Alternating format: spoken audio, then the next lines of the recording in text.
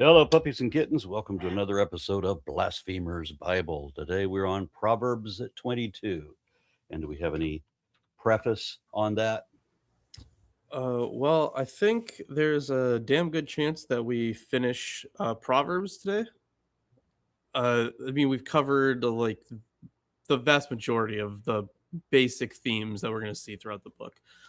So a lot of this will sound kind of repetitive, but remember that the entire point of Proverbs is just, I shouldn't say the entire point, but reading it from our perspective, it really does seem like, listen, this is just a lot of different ways of saying the same thing.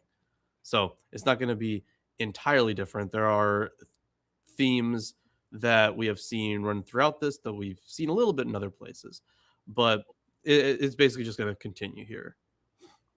Okay. Anybody else got something to add, or shall I jump in? Oh, yeah, one thing.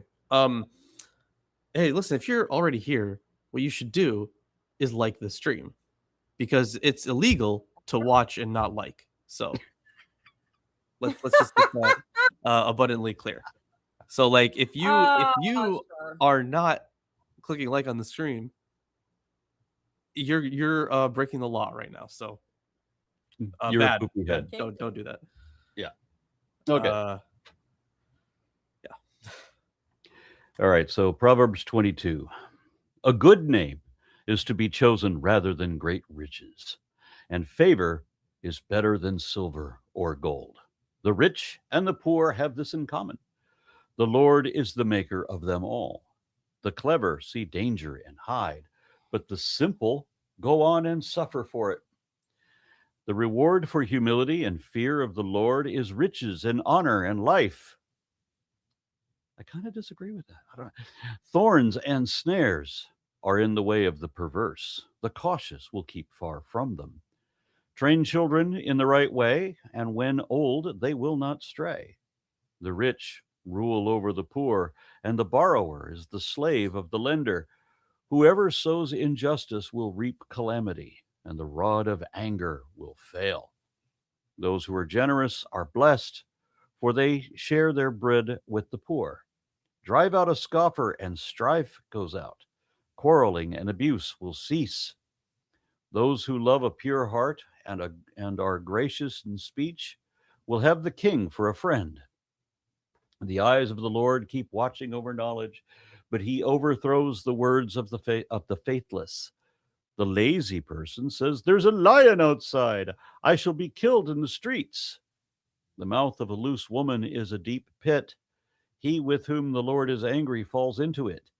Folly is bound up in the heart of a child, but the rod of discipline drives it far away. Oppressing the poor in order to enrich oneself and giving to the rich will lead only to loss or a second term. Sorry, that's my translation. I added that last prophetic bit in. Yeah. The Bible was never that prescient. The words of the wise, incline your ear and hear my words, and apply your mind to my teaching. For it will be pleasant if you keep them with you, if all of them are ready on your lips, so that your trust may be in the Lord. I have made them known to you today. Yes, to you. I have not written for you 30 sayings of admonition and knowledge to show you what is right and true, so that you may give a true answer to those who sent you. Do not rob the poor because they are poor, or crush the afflicted at the gate, for the Lord pleads their cause and despoils of life of those who despoil them. Make no friends with those given to anger, and do not associate with hotheads, lest you learn their ways and entangle yourself in a snare. Do not be one of those who give pledges, who become surety for debts. If you have nothing with which to pay, why should your bed be taken from under you? Do not remove the ancient landmark that your ancestors set up. Do you see that those who are skillful in their work, or do you see those who are skillful in your work? They will serve kings. They will not serve common people. Yeah, quite a few things here. Yeah. So some of this I think we would actually agree with. like just statements out of context, right? Because where was it? Well, they're proverbs. They're not like contextualized in the same way that stories and quotes are. Yes, that is true. But like it, for example, like it's true. Like make no friends with those given to anger, and do not associate with hotheads. For I'd say for the most part, this is pretty true. If you are just around people who just for lack of a better term, who are just drama queens, like they thrive on Mhm. spilling the tea. Like your life will just be more stressful. That is true. But if there's a lion outside, Yeah, what's lazy about that? Yeah, you should listen to the guys saying, "Hey, there's a fucking lion over here." Yeah, no, there are times when being a hothead is needed. You kind of need to bring that energy. There's a The time for mouth of everything under the sun, right? Right? Yeah. Which Ecclesiastes are gonna get to that. the mouth of a loose woman is a deep pit. Yeah. Remember when we already had Lady Folly and Lady Wisdom, right? How they were they're anthropomorphized as these women that have either good teachings or bad teachings. They either lead you to God or lead you astray. And we had this at least a couple times, I think, the whole loose woman thing, that description. We've had that a few times where the connection is through the the phrase, they went whoring after other gods. They cheated on the Lord by essentially, going to other gods. And this is the same kind of idea here where like a temptress of another faith will take you away from the Lord, and you're gonna go to hell. Like it's not hell we're talking about, even though it's the pit. That is the word No, for but you'll be shale. destroyed because you'll have worshiped the wrong God. And of course, you're going to blame a woman for it because That's what you you do. have no control whatsoever. Absolutely. A woman just existed, and this made you think bad things and then do them. And that's totally on her for existing in your vicinity, or, God forbid, having a thought or opinion of any kind. True, yeah. Yeah, I mean, it's not surprising that they blame their own infidelity on the temptations of a woman, despite the fact that women would have had very little power to protect themselves from such men. Yeah, well, Uh, we can but definitely yeah, see it's like this kind of fear when we go back to the Torah, and you have the what was it? The during the Midianite war, I think, right. where where there was like this story about one woman who or like someone who goes and sleeps with a Midianite woman and starts doing um starts following her faith. I think that was the Midianites. I could be wrong. It was a number. It's somewhere in Uh, numbers. I think it But was is that the genocide one or the stabbing two people with the same spear one? it would be the stabbing two people with the same spear one. Yeah, I think that's in numbers. Yeah, I don't know if she was a Midianite. The Midianites were definitely genocided over supposedly tempting people, but the stabby with a spear was a little later. Although the really disgusting part of that story is how the man who stabbed them both mid coitus uh, it was then praised by God Well, for yeah. his zeal Yeah. I because Phineas. God is fucking Phineas. awful. Yes, Phineas. Yeah. Pinchas. Was that the part I of the think Midianites? I think that was the Midianites. Okay. No, I just Yeah. making sure if I don't I'm know if there was remembering that right.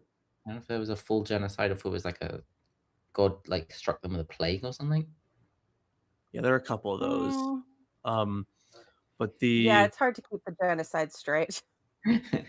yeah, like the thing is, well, if we compare this to like the first part of this section, we have favor.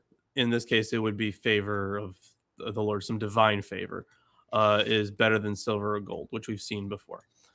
Which is why they're like, hey, stay away from those loose women that can tempt you to, follow something else.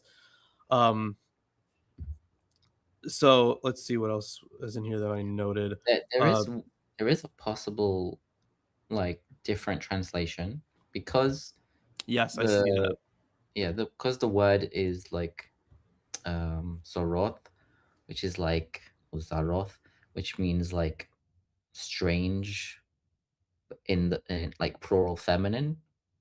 So you could translate it as women who are strange, or you could just translate it like some will translate it as like the deviance itself, if that makes sense. I mean, strange can Like- also be used as a term for like foreign too. Yeah, exactly. Yeah, stranger. Like the word for a foreigner or a stranger is I find that women are strange when you're a stranger, and faces look ugly when you're alone. You know that the thing I get that one. Like I know this reference. Which actually, when I was in high school, I did do a cover of that song. It is technically online, but I'm not telling you guys where to find it. So, Online. yeah, but that exists.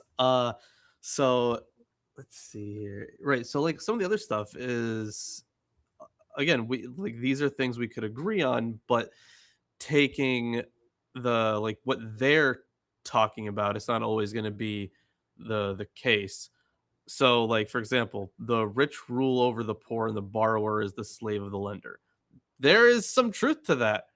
Now of course my criticism Absolutely. here is like, oh yeah, that's because of capitalism. And the like it's what is it no I think it's a think fault in indentured any economic servitude, system. right, in this case, Yeah. where you're working off a debt. But yeah, I totally get that. The thing is, even in like even in entirely secular settings, we have some truth to this, where it's like, oh, if you owe somebody money, like you kind of like you just kind of like do Oh. more things for them to kind of because you feel like you have to. you're in debt. You're indebted. So indebted also means Mhm. like makes sense. Yeah, so there is like, sure, you could like point these things out, but then there, of course, their solution to all this stuff is like, well, you gotta turn back to God. Um, you gotta throw away all the evil things that make you sin and go away from God and instead go to God. That'll surely fix everything. Not like he's ever been abusive. Uh, so let's see. Like yeah, other stuff in here. I don't know, Isaac, if you have a note on this. So in verse 20, you have the have in the NRSV UE it says, "Have I not written for you 30 sayings?" The note here is this from the this is their own reconstruction, but the Hebrew says apparently, sorry, in the past or noble there for 30. No, so the word that's there is strange, and it has like like a written form and like a traditional pronunciation. So it's kind of written as if it says shalshom, which can mean like threefold, but it's pronounced shalishim, which is similar to 30, but it's not. Or at least it's not supposed to be in this sense. Is it this? I have If it's the same root, that would make sense for why they're like Like their translation three is is shalosh, and 30 would be shlishim, which is just like the plural version of sure. three. And then like shilshom is like not a third, but or maybe it could also mean third, but it's kind of like it's derived from shalosh, which means three, and it's like three times, or maybe a third is something else. And for example, a triangle is mishulash, which means like from three. Sure. And so JPS translates it as, indeed, I wrote down for you a threefold law, wise counsel. So I wrote, if you look at the Hebrew, it's like, I wrote for you this word, shalishim, in moetzot, I guess, like a counsel and wisdom. which is it's the Hebrew is like weird, so it's hard to translate. It's because the footnote. Wise counsel and knowledge is kind of the last part, and it's like 3 times what? Yeah, the footnote does just say the Hebrew in the past or noble. For that What one. What do you mean in the past noble? For the word itself? Well, I don't know if it's for have I not written for you like in the past, or have I not written for you noble sayings?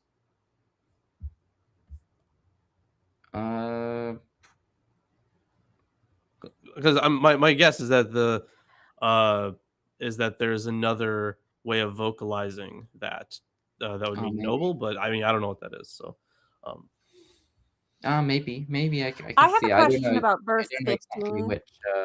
verse which 15. what Yeah, word verse 15. it I was is. also gonna mention that one. More hitting children. Yes. Yes. Well, actually, that was the point I wanted to bring up. It says, foolishness is bound up in the heart of a child, but the rod of correction. Yeah, the for me, initially, it has that disgusting flavor of oh, which one was it? Tweedledee, the bitch from the Ark Encounter who talked about how her 5-year-old was a disgusting sinner. Like, yeah, kids are foolish because they don't know anything. But if you run into a liberal Christian, they will always be happy to tell you that verses like this don't mean hitting with a rod. They mean like the shepherd with the crook of the staff pulling the sheep out of danger. It's, they'll granted there are other verses that are more easily twisted to that interpretation. And just to put it to bed, I would like to know exactly what the probability is that that interpretation has any validity outside of trying to cover their asses. Yeah, for that one specifically, I'm going to say no, because a lot of the time, if they have this kind of, if they are presenting like a shepherd metaphor, it's gonna go on longer. The importance of shepherd metaphor is it's not just all over the Old Testament, which we're going to see a lot of in the prophets, but it's in the New Testament as well. So uh, it's way more extended than just like a reference to the rod of discipline. Like you would make it Mhm, it would be a lot more clear as guidance in a shepherd metaphor. mhm, as opposed to thrashing. I also wanted to ask Isaac from the perspective of Jewish culture, if that interpretation has any standard and like how would the people you grew up with interpret that verse? Sorry, which verse is this? 15. The Ah, folly is bound in the heart of a child, but the rod of discipline will drive it from him. Would they uh, take that as beat the crazy foolish out of your kids? well, I think like corporal punishment was definitely like still the norm until later than most places. Like Mhm. I was hit by my teacher when I was a kid, and that was in like the 90s. So, Oh, by your teacher, yeah, that's well, I was like, 'cause usually they stop teachers from hitting before they stopped parents from hitting. yeah. I don't think the culture, like the religious Jewish culture, like sees hitting your child for discipline as Mhm, a bad thing. Definitely does not see that Um, as a bad thing. but there is this idea of like, you shouldn't do it out of anger. Like you should, can't, do it in a calm way or whatever. Yeah, calm way. So fucking funny. Yeah. Like like you shouldn't, like if you're angry with them, you shouldn't hit. So you have to wait till you've calmed down, and then if you still think that it's a good idea to hit them, then Yeah, I don't think then you've calmed down then. It but reminds me of that old Carlin joke. Like, how do you have a civil war? When and you shoot some "Pardon guy, you're like, me, I'm terribly sorry. I'm awfully sorry." Yeah, "Excuse me." Right. Boom. yeah, I mean, I think there is a bit more like it's definitely like teachers like can't do it, and it's like looked as a bad thing. But yeah, I think at home, like it's up, like there's no one, like it wouldn't be like, no one's saying like, did you know they hit their kids or something like that. Wouldn't be a thing. It wouldn't be Um, surprising, or yeah. They do like to talk about a different verse in this chapter, which is which one is it?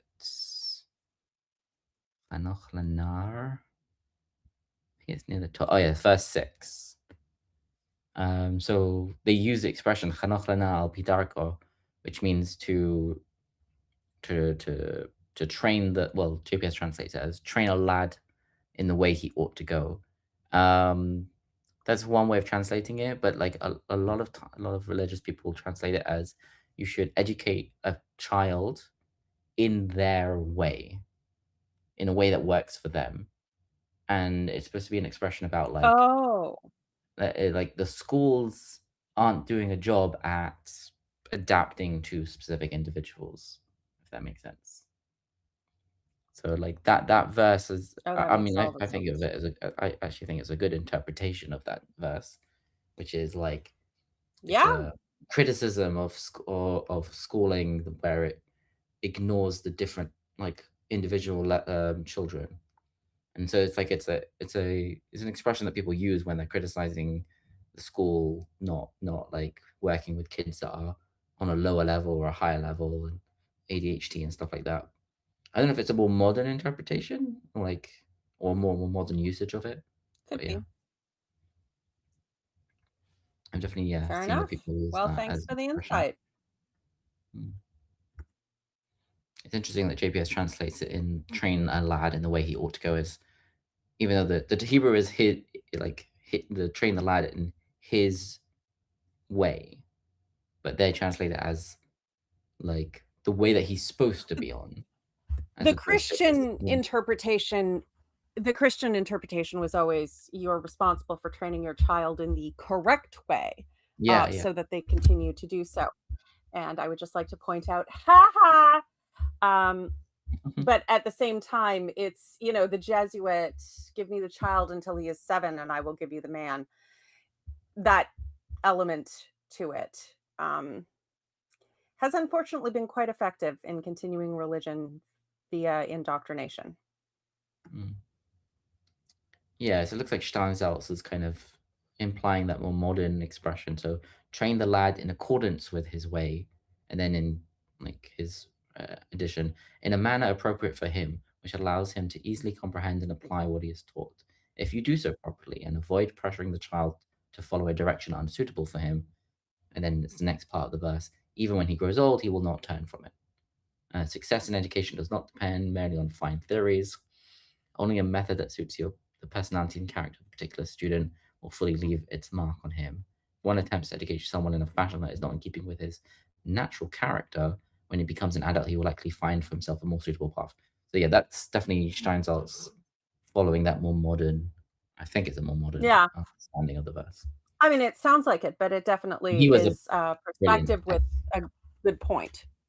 Yeah. And he was actually a person who like took that verse as a practical instruction, and because he was an educator, he opened multiple schools and stuff, and like I went to his like program that he opened, and one of the things that was very much in keeping with that verse was that we were all, it was kind of like a special program for students who didn't really want to go to like the mainstream like religious high schools, and we were literally asked individually like, what do we want to learn, and then we would be able to like sit with a teacher like an hour a day with whatever subject we wanted. So I wanted to learn Ezekiel, so he was able to find someone who was going to teach me Ezekiel by myself. So that was quite interesting. Ezekiel's a fun read. It was crazy.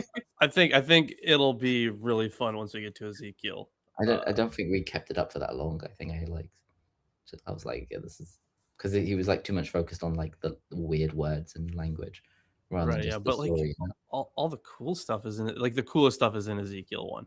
That's definitely true. But Biblically accurate angels, anyone? well, I'll don't worry, I'll get to that one.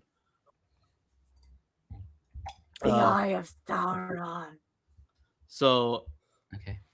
I didn't really have much more to point out on this. Maybe in verse 28, do not remove the ancient landmark that your ancestors set up. Because, like, in context, the section has at least a couple good things, right? You have, like, don't make friends with those who are hot-headed, and also if you, oh yeah, this one starts with like, do not be one of those who gives pledges, who become surety for debts. If you have nothing with which to pay, why should your bed be taken from you? That, I mean, that verse I think is another one that's like, okay, this one seems fine. Like there's a certain Yeah, there's don't a line. randomly get yourself into debt all the time. That's Yeah. Well, yeah, that be a too, but little like circum. also if you associate with You people shouldn't do who, it for the name. I think it's trying to imply like if you shouldn't be like, oh, everyone knows me as a lender, so I have to lend. I can't say no. I think it's you could like you don't. It's saying at least Steinsaltz is explaining, which is more modern. Think carefully about your options. Remember that you are under no obligation to commit yourself, but because yes, I think it's saying like don't go too far doing a good thing if it will, destroy you. yeah, so that ancient landmark thing, like I think like this could be taken a bunch of different ways because it's not very specific in what it means. Like it could literally go back to the uh what are they called, the, oh my god, like the altars that they were setting up, places where you can, when we were reading through especially the conquest narrative, when they reached new places they would set up a lot of altars. So it could go back to something like that, or it could go to, or it could mean ancient landmark as in like, Well, the Hebrew word it's not talking about like stones specifically. right. It's just So the word for border. Like, do not move the border. It's kind of saying. okay, yeah, so that would make more sense then, because like I was also thinking like, okay, so this landmark, quote unquote landmark, what we're calling a landmark, could be like, I was thinking the laws perhaps, right? Where you have this standard, standard way of acting. Yeah. So that verse I found interesting because they are portraying it like a physical thing, even if like I don't think they're actually talking about a physical thing. Yeah, it seems to be obvious that it's implying something more like, your ancestors behaved in a certain way, like traditionally, or they set up their own like safeguards or whatever, like fences around the law sort of thing. Like you shouldn't go back on what your ancestors have started, which is a very religious Jewish thing to like, keeping up the tradition and like if your parents keep a certain tradition, then you should also keep it. Like when my parents got married, they were like, we're gonna keep the strict traditions of our parents, but except for two. Was it two or one? I can't remember. One of them was my mother said like we are not going to be strict about using animal fat as oil on Passover instead of buying oil from the store. Like it's still kosher for Passover oil, but it's like not homemade, animal fat rendering, which a lot of people use. So like they were like, nope, we're not going to do that. So Fair it's enough. kind of like, yeah. I was like, yeah, that makes sense. I can't remember what the other one was though. I remember them saying that there were two. All right. So unless someone else has something to add, I think we should move on to 23. I think we can do that. All right.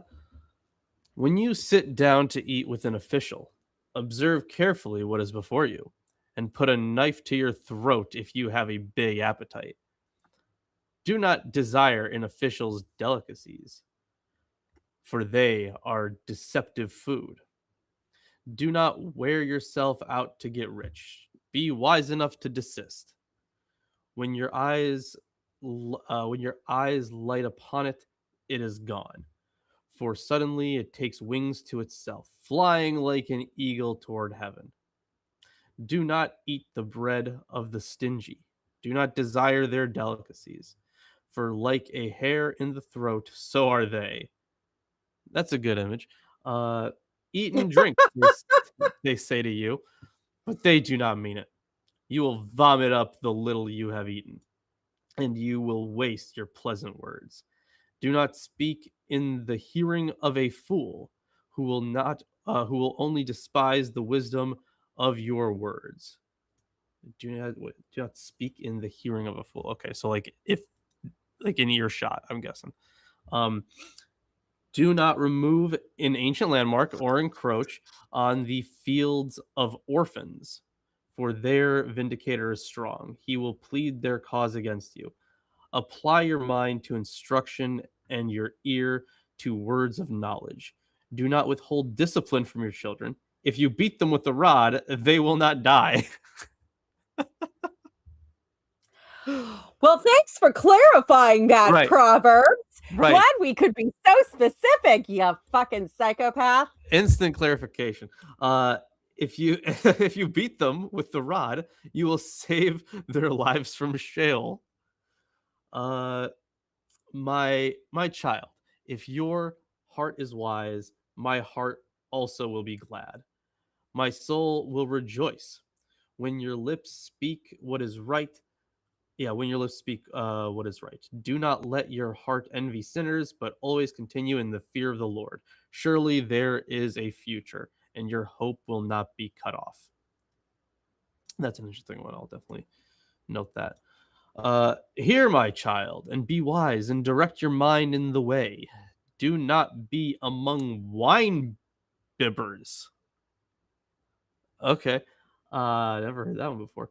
Or among gluttonous eaters of meat. For the drunkard and the glutton will come to poverty, and drowsiness will clothe them with rags. Listen to your father who begot you, and do not despise your mother when she is old. Buy truth and do not sell it. Buy wisdom, instruction, and understanding. The father of the righteous will greatly rejoice. He who fathers a wise son will be glad in him. Let your father and mother be glad. Let her who bore you rejoice. My child, give me your heart, and let your eyes observe my ways. For a prostitute is a deep pit, an adulteress is a narrow well. She lies in wait like a robber, and increases the number of the faithless. Who has woe? Who has sorrow? Who has strife? Who has complaining? Who has wounds without cause? Who has redness of the eyes? Definitely talking about weed here, the devil's lettuce. Those who linger. Oh, yeah. Those who linger late over wine. Those who keep trying mixed wines. Do not look at wine when it is red, when it sparkles in the cup and goes down smoothly. At the last, it bites like a serpent and stings like an adder. Your eyes will see strange things, and your mind utter perverse things. You will be like one who lies down in the midst of the sea, like one who lies on the top of a mast. They struck me, you will say, but I was not hurt. They beat me, but I did not feel it. When shall I awake? I will seek another drink. So, a lot of this is like, I think Isaac basically hit on some of this already. How like there should be limits to everything you do. This is and this is like a fine idea, right? Like in moderation. Go ahead, like drinking in moderation is fine. Yeah. But they're saying like if you drink too much, Don't you'll constantly get get so drunk. drunk you can't tell if you're getting your ass kicked. Like that's not healthy. Right. Yeah. And so like while that is something we can agree with, we also have to kind of view this in a greater context. So not only do we have like that kind of rule is set up to be compared to, again, beating your kids. But for them, this is like, oh, it's instruction and discipline, right? There's only you can only have so much fun. You can only go astray so much before we start hitting you to get you back on the right path. But I guess, as Isaac also pointed out, it applies to the parent as well, where it's like you have to be, what's the word? You have to, I'm going to put this in big quotes, be smart about when you hit them. So it can't just be all the time. Otherwise, they're probably not going to learn anything. I mean, yeah, that makes sense. Yeah. Yeah. The thing is that luckily we have modern studies that have been done on these things that kind of show you shouldn't be doing this at all. It doesn't actually Yeah, work. we know children like are people as well. Right. Yeah. Um, We did learn that one recently, apparently. I mean, it's literally like a thing. Like children, women, and slaves are like a different class of being. Yeah, they're usually, of course, viewed as like the most downtrodden of society, the most in need of help. So they usually elicit the most kindness. So once we, especially again, once we get to the prophets, we're going to see a lot more of this. But when you're talking about helping the needy, the groups that are always mentioned are orphans and widows. Yeah. Yeah. But I'm saying children in general, women in general, and slaves are like this. Like men are like men people, genuinely and they're considered like that we did not have real feelings.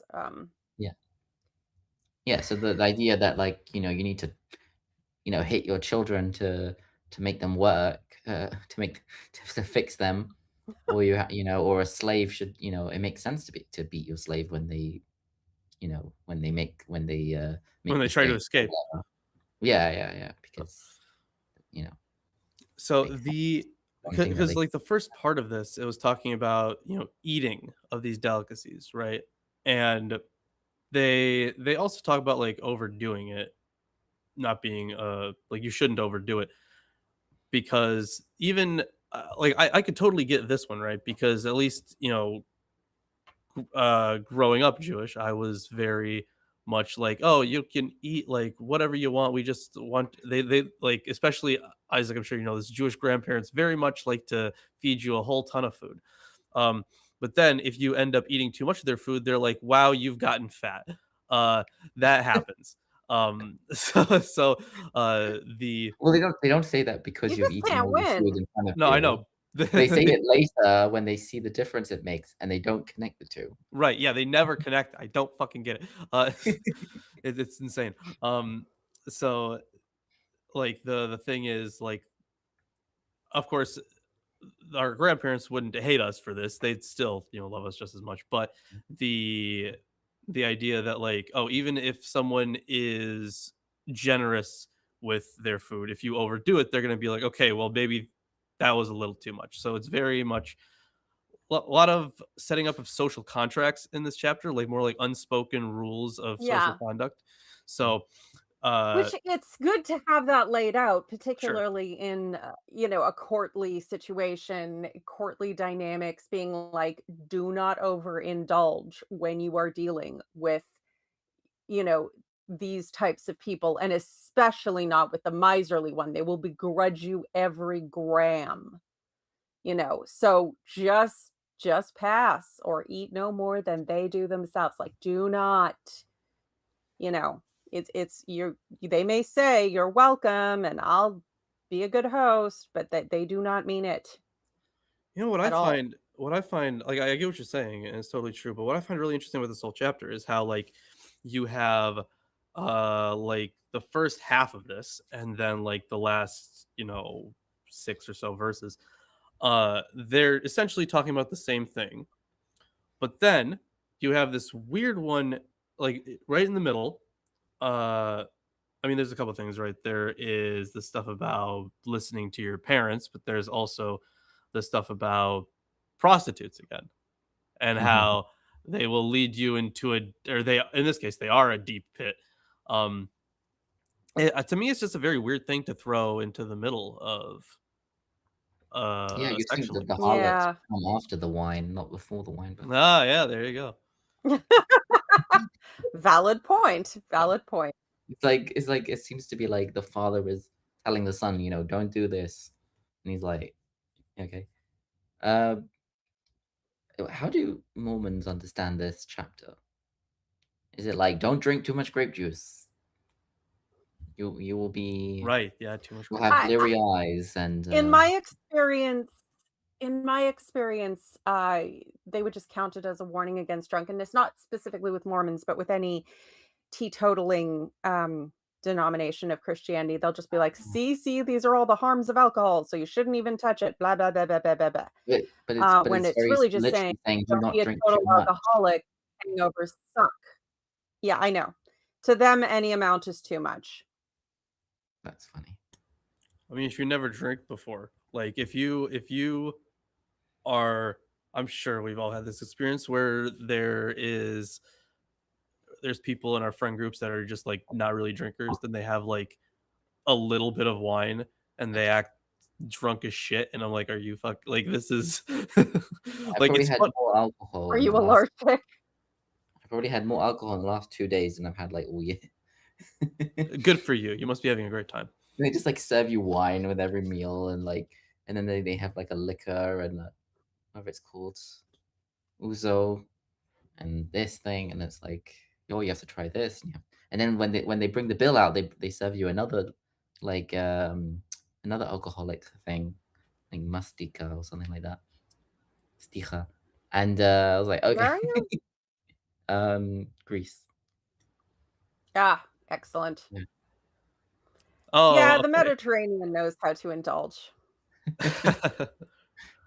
Yeah, so yeah, by the way, I wanted to ask, verse 32, you translated it as Oh yeah, um the NRSV has it at the last. It bites like a serpent and stings like an adder. So like while you're drinking it, it's fine, but then it hits you later, kind of thing. NRSV translates did you say spit like a adder? Stings like an Things adder. like an adder. Okay. JPS has spits like a basilisk. Ooh, That's a look cool. at you. That'd be Which is fancy. funny because normally they're like, yeah, I mean Steinsaltz has secretes like a venomous adder. Yeah, Russia has sting as well. So I'm not sure exactly why they went with basilisk. Yeah, this Tiffany, yeah, this one fridge. usually doesn't say why they. Well, I mean, for most translations, they don't really say why they translate it a certain way. That's really just reserved for commentaries. Symphony. Maybe the word symphony is like maybe they like this is not the name for like an animal that we would recognize. This is like this word is used to refer to some sort of mythological creature or something. Mm. Let's see. I No, feel like there's another place in the Bible that's translated as basilisk or something like that. You know, one thing that I did find interesting again about the section about prostitutes here. She lies in wait like a robber and increases the number of the faithless. If you remember the portrayal of Lady Folly that we had earlier in this book, and if you remember the opponents in Psalms, the Reshaim, the fools, the wicked, um, they are they're it's very much similar here because one like in Proverbs, one of the things that you see a lot is that you have someone lying in wait to attack you, to assault you. And it's not even necessarily like physically, because in this one, it seems to be in this entire chapter, at least, they're talking about your own self control. So, and the way that we've seen Lady Folly before is like they're going to lead you astray. Uh, so, just like a robber, she is going to take you away from your faith. Uh, but I think that it's interesting that it was portrayed in a very similar way that we had the wicked portrayed.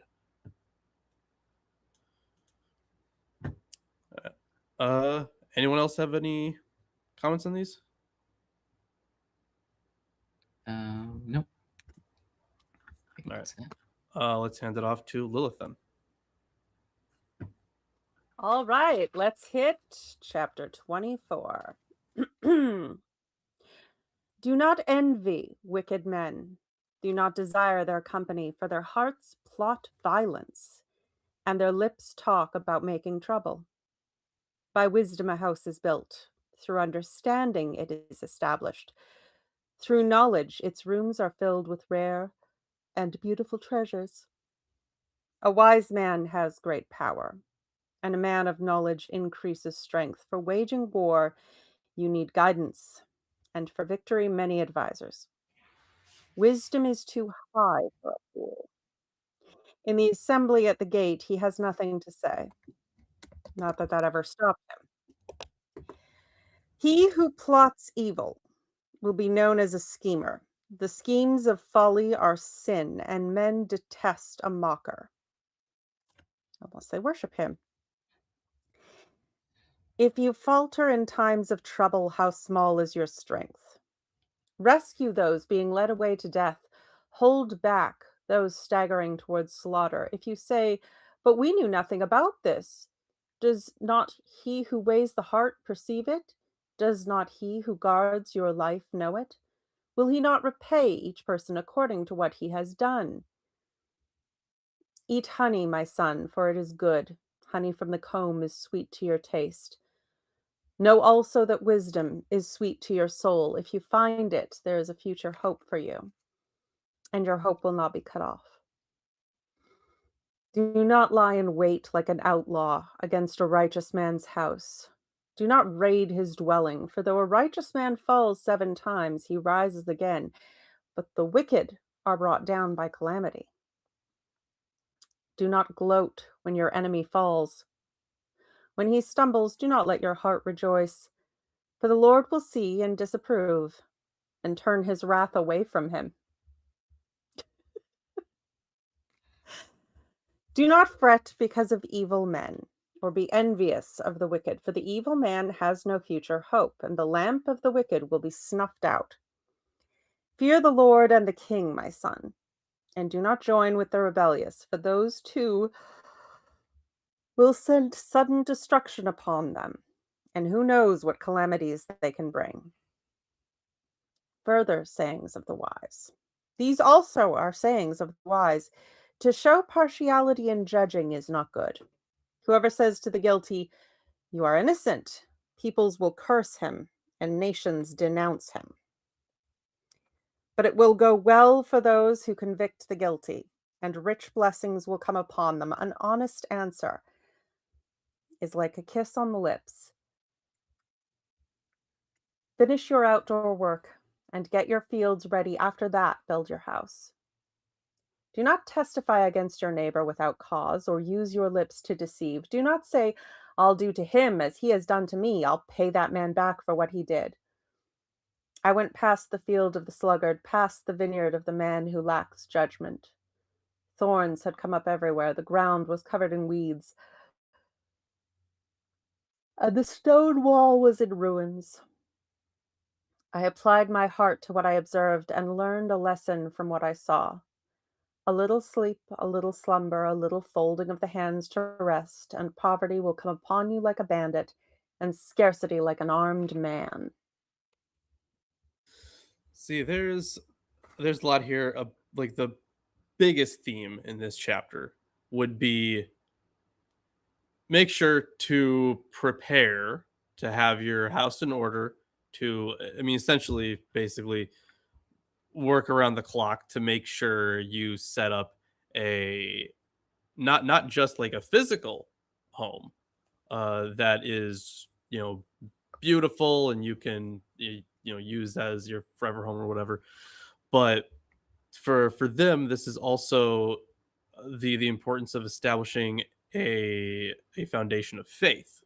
So if you're and this taken up in the New Testament, right, with faith, where you have the seeds go into different uh places, like one falls on a rock, one falls and then I think two fall somewhere else.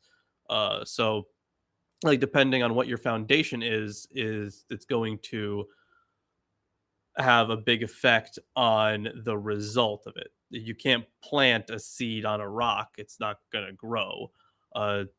So you have to put it in good soil.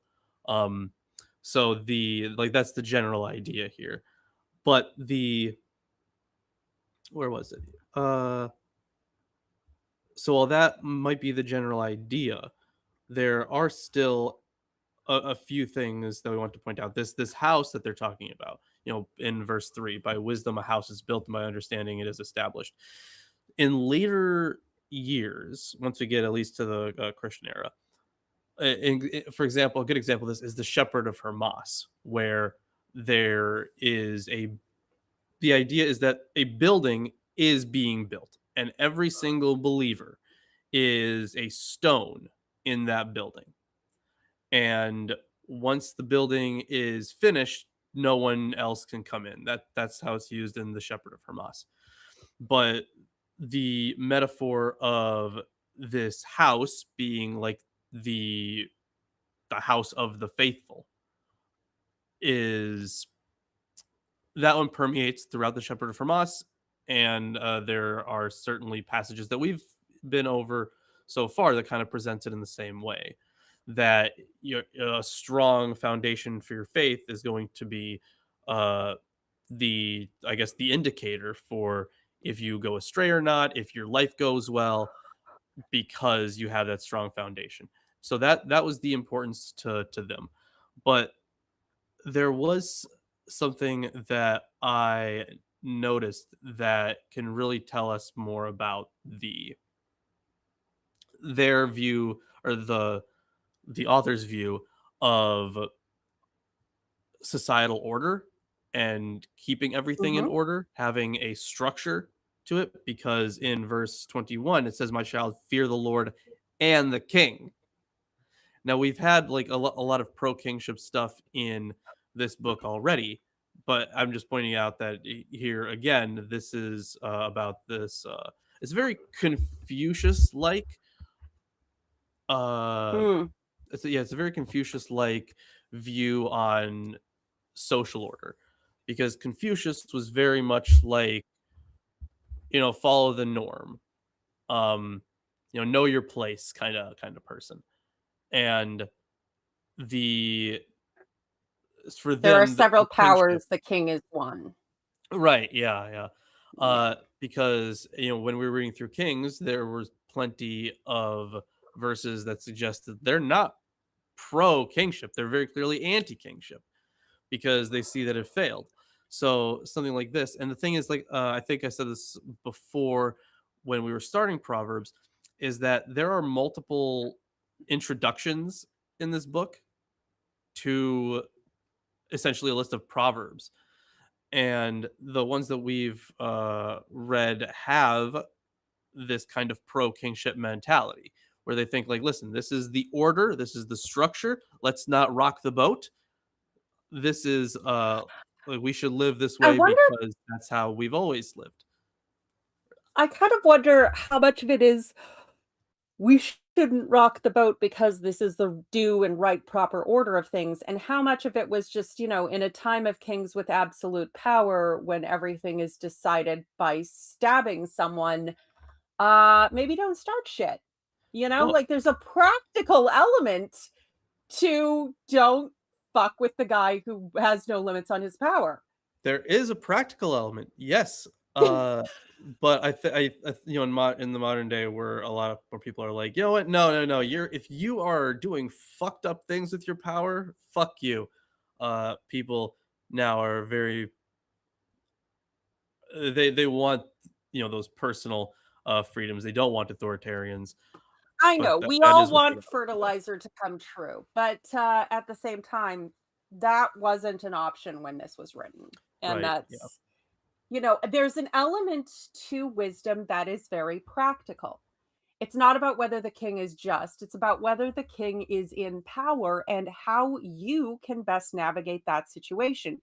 It's not about the system necessarily being perfect. It's about you not fucking up in a way that fucks you over. So at the Well, same time, like, wisdom in dealing with imperfect situations means be on your guard. Do not insult people with power over you. Don't be gluttonous or come off as, this, that, and the next thing, like we did in the previous chapter where it talked about eating at the houses of various types of powerful people and how you should navigate that. Like, genuinely, some of this just comes off as purely practical, and particularly in the case of courtly interactions and hierarchies, which, yeah, like I don't care how corrupt the king is back in those days. You said shit. You were lucky if you lost your head. That's a quick death. Yeah, the thing is, that is kind of how they justified the king's authority too, is by tying it to God's favor. That he's obviously in that position because God loves him so much, and he's great. Otherwise, he wouldn't be a king. So it's a very circular argument. Yeah. What else did I notice here that I wanted to talk about? Right. This is something that we also have talked about a lot. And just so I don't forget, I think in the last chapter, or no, the one that Aaron read for Proverbs 22, that one also has an introduction to a sayings section, and so does this one in verse 23. These also are sayings of the wise. So it's very strange, but it's hard. You can't really date these things all that well, unfortunately. But the one thing here in verse 16 that I'm seeing, for they fall 7 times, they will rise again, but the wicked are overthrown by calamity. And like we've talked about how 7 is a typological number for completeness. And essentially they're saying, like, even if you hit rock bottom, you'll come back from it. But if you hit rock bottom and you're not faithful, then you won't. You'll get destroyed by it. So that is like that. That's what they are. That's what they're all going to, right? The righteous may always get back up, but at this point, we're fucking tired. I thought the Bible was saying like that the cats are righteous, but there you go. There you go. Yeah. Well, I mean, the Bible should be so lucky as to have the approval of the cats. Right. Yeah. Well, it does say if they fall, they get back up, but I guess it's not really. Cats don't fall. So just because we haven't done this yet, Aaron, looks like we got we got a bunch of comments. Yeah. Oh yeah. Is that what you were going to say? Let's go. I was going to know. Yeah. Okay, good. All right. So basically, Shut Up Matt says, Aaron, recall that in the Book of Armaments, when giving Arthur the quest, God himself calls the Psalms boring. That would be correct. Like those miserable Psalms. That's so depressing. Then Alira the Free says, here we have a proverb adopted from Arabic. It goes like this: beatings are a gift from heaven, referring to beating children. Yeah, the way they justify. I hate this whole oh, it's just discipline. Like, we have scientifically demonstrated ways of doing it better. So like maybe in the past, if we didn't know so much about like child psychology and whatnot, then like to their minds it would have made sense because they would have acted the right way, and that's all that mattered for them. But then Lyra the Free said, he who does not mend his ways with advice should be scolded. He who does not mend his ways with a scolding deserves a beating. Ottoman proverb. Yeah, same type of shit. Yeah. But that for adults or kids? Because there are some people I fully understand the urge to beat the asshole out of. I totally get it. Well, it looks like they have both. They have an Arabic one, which is beatings are a gift from heaven, which may be like derived from the Quran, and the Ottoman one, which seems to be about an adult, which is like this is and also like lashes or beatings with a stick was quite a common civil punishment. I don't know if the Bible mentions it or does it actually say like this punishment is beatings? Because I definitely know that like rabbinic like rulings are like if it doesn't say this in the Bible, like there's no death penalty, but there's still beatings for certain things because they're like going against the community or whatever. Can't remember exactly what the rule was. It was considered an appropriate punishment for some things, and it still is used in some places in the world. Yeah. I'm not sure how effective it has ever been. I don't know. That's Then- research I will not be doing. And then Drunken Werewolves, there's an interesting name, says, "Thank you for the stream, guys. I appreciate you discussing the Bible and its nonsense.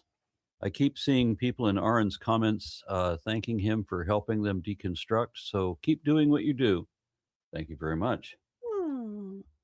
Then My Unfinished Journey says, "Hail, Aaron and panel, and hail sitting down to eat." And then Infidel offers $19.99. Thank you. And says, "Thank you for not being a hair in my throat."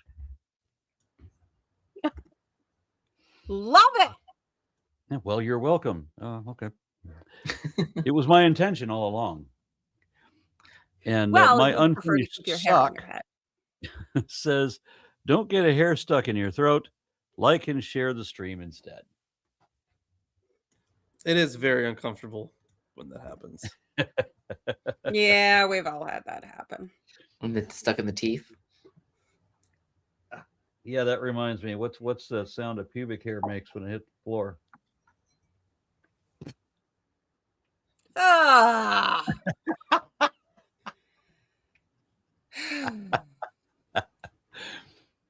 Okay. Okay. And Isaac, have you read yet? No. Wouldn't be. I guess the next one is my turn. I did want to say one thing, that there is a bit here about honey, and it compares it to what it says. Wait, which verse is it? To wisdom, yeah. Yeah, it compares it to wisdom. There's also, what's the English name for the book? Hagir? Is it one of the one of the prophets? Hagar? Hagir? Oh wait, no, wait, that's not a Haggai. Hold on. It's oh wait, sorry, it's smaller ones. in the Bible. Ezekiel, Daniel, Joel. It's not in the Bible. Man. It's a book in okay. it's a book in Sorry, the Talmud. I thought There's for a a second it lot was the of name minor of a prophet. prophets. It's not. It's like festivals or whatever. It's like the tractate of festivals. So there's also where I think it brings down this idea that teaching or understanding is like honey, and it compares to honey. So there is this Jewish tradition. I mean, I don't know if it's not really a Jewish tradition. It might specifically be like an Ashkenazi or Hasidic tradition of as an introduction to schooling, like the first day of school, or maybe when they're younger, you're supposed to introduce kids to the idea or whatever. It's like teaching them the alphabet or whatever, the Hebrew alphabet. And they have this tradition of putting honey on the letters and then asking the child to find the letter and then to touch it and then lick it. And the idea is that the learning to read is sweet, learning is sweet or whatever. It's like a whole tradition. Like you're supposed to wrap the child creating up in positive associations. Yeah, it's probably what it is. Yeah, so I think it's connected somehow to this, and yeah, I think you're supposed to go through the letters and then the vowels, and for some reason Truth the first is supposed verse to be isn't. sweet. I remember several prophets having things where they would eat a scroll that would be sweet like honey on the tongue, but then make their stomach sick, or what have you. Like there were various analogies of that. So the analogy of honey being, truth or wisdom and being sweet, but also sometimes unpleasant. I mean, honey has been used medicinally forever, which is a good thing. It's very effective, Yeah, I just had yogurt with honey. Nice. Then other thing that's interesting is that they teach they teach them the alphabet, the first find a couple of letters, find some vowels, and then it's traditional to teach them a verse from the Bible, but they don't start with Genesis 1. They actually start with the Leviticus 1. Yeah. Leviticus 1. Yeah, Vayikra. All the books to start a kid on. Leviticus. Fuck. I think it's Okay. because They try to turn them into lawyers early. yeah. Yeah, I mean the Leviticus 1:1 is the Lord called to Moses and spoke to him from the tent of meeting. And it's like it's supposed to be like this is the teaching of Moses or whatever. I think it's maybe the idea, rather than like it's not as relevant to a young child, Genesis and all that stuff. Then what's important is the instruction, like the laws of Moses or whatever. I think that's the idea. Torah. Okay. I'm Okay. gonna get it. Okay. So we ready for chapter 25? Yes. Go ahead. Okay. And also, again, we have another introduction here. Yeah. These two are Proverbs of Solomon, which the men of King Hezekiah of Judah copied. It is the glory of gods to conceal a matter, and the glory of a king to plumb a matter. Like the heavens in their height, like the earth in its depth, is the mind of kings, unfathomable. The dross have been separated from the silver, a vessel emerged for the smith. Remove the wicked from the king's presence, and his throne will be established in justice. Do not exalt yourself in the king's presence. Do not stand in the place of nobles. For it is better to be told, step up here, than to be degraded in the presence of the great. Do not let what your eyes have seen be vented rashly in a quarrel. Think of what it will affect in the end, when your fellow puts you to shame. Defend your right against your fellow, but do not give away the secrets of another, lest he who hears it reproach you, and your bad repute never end. Like golden apples in silver showpieces is a phrase well turned. Like a ring of gold, a golden ornament is a wise man's reproof in a receptive ear. Like the coldness of snow at harvest time is a trusty messenger to those who send him. He lifts his master's spirits. Like clouds, wind, but no rain, is one who boasts of gifts not given. Through forbearance, a ruler may be won over. A gentle tongue can break bones. If you find honey, eat only what you need, lest, surfeiting yourself, you throw it up. That's an interesting word. Surfeiting? Surefit. Surefitting. Surefit. An excess, like But yeah. Oh, okay. indulging to an absurd excess. Okay, so Overstuffing satiating yourself. would be to like fill you up enough, but surfeiting is to like to surpass. Okay, makes it interesting. I've never seen that word. Visit your neighbor sparingly, lest he have his surfeit of you and loathe you. That's the same word. Surfeit. What is the Hebrew? I believe it's the same root word as sufficient, but Oh, then okay. obviously But like to go over past. sufficient. Okay. Surfeit. Maybe someone in the comments will tell us. Sure. Like a club, a sword. Sure feet. That's what it is. It's an SH. Sure feet. Sure feet. Ah, so it's okay. Sure feeding, sure feet. Okay, sorry. Lest he have his sure feet of you and loathe you. Like a club, a sword, a sharpened arrow is a man who testifies falsely against his fellow. Like a loose tooth and an unsteady leg is a treacherous support in time of trouble. Disrobing on a chilly day, like vinegar on natron, is one who sings songs to a sorrowful soul. Okay. Natron apparently is a detergent. If your enemy is hungry, give him bread to eat. If your enemy is hungry, give him bread to eat. If he is thirsty, give him water to drink.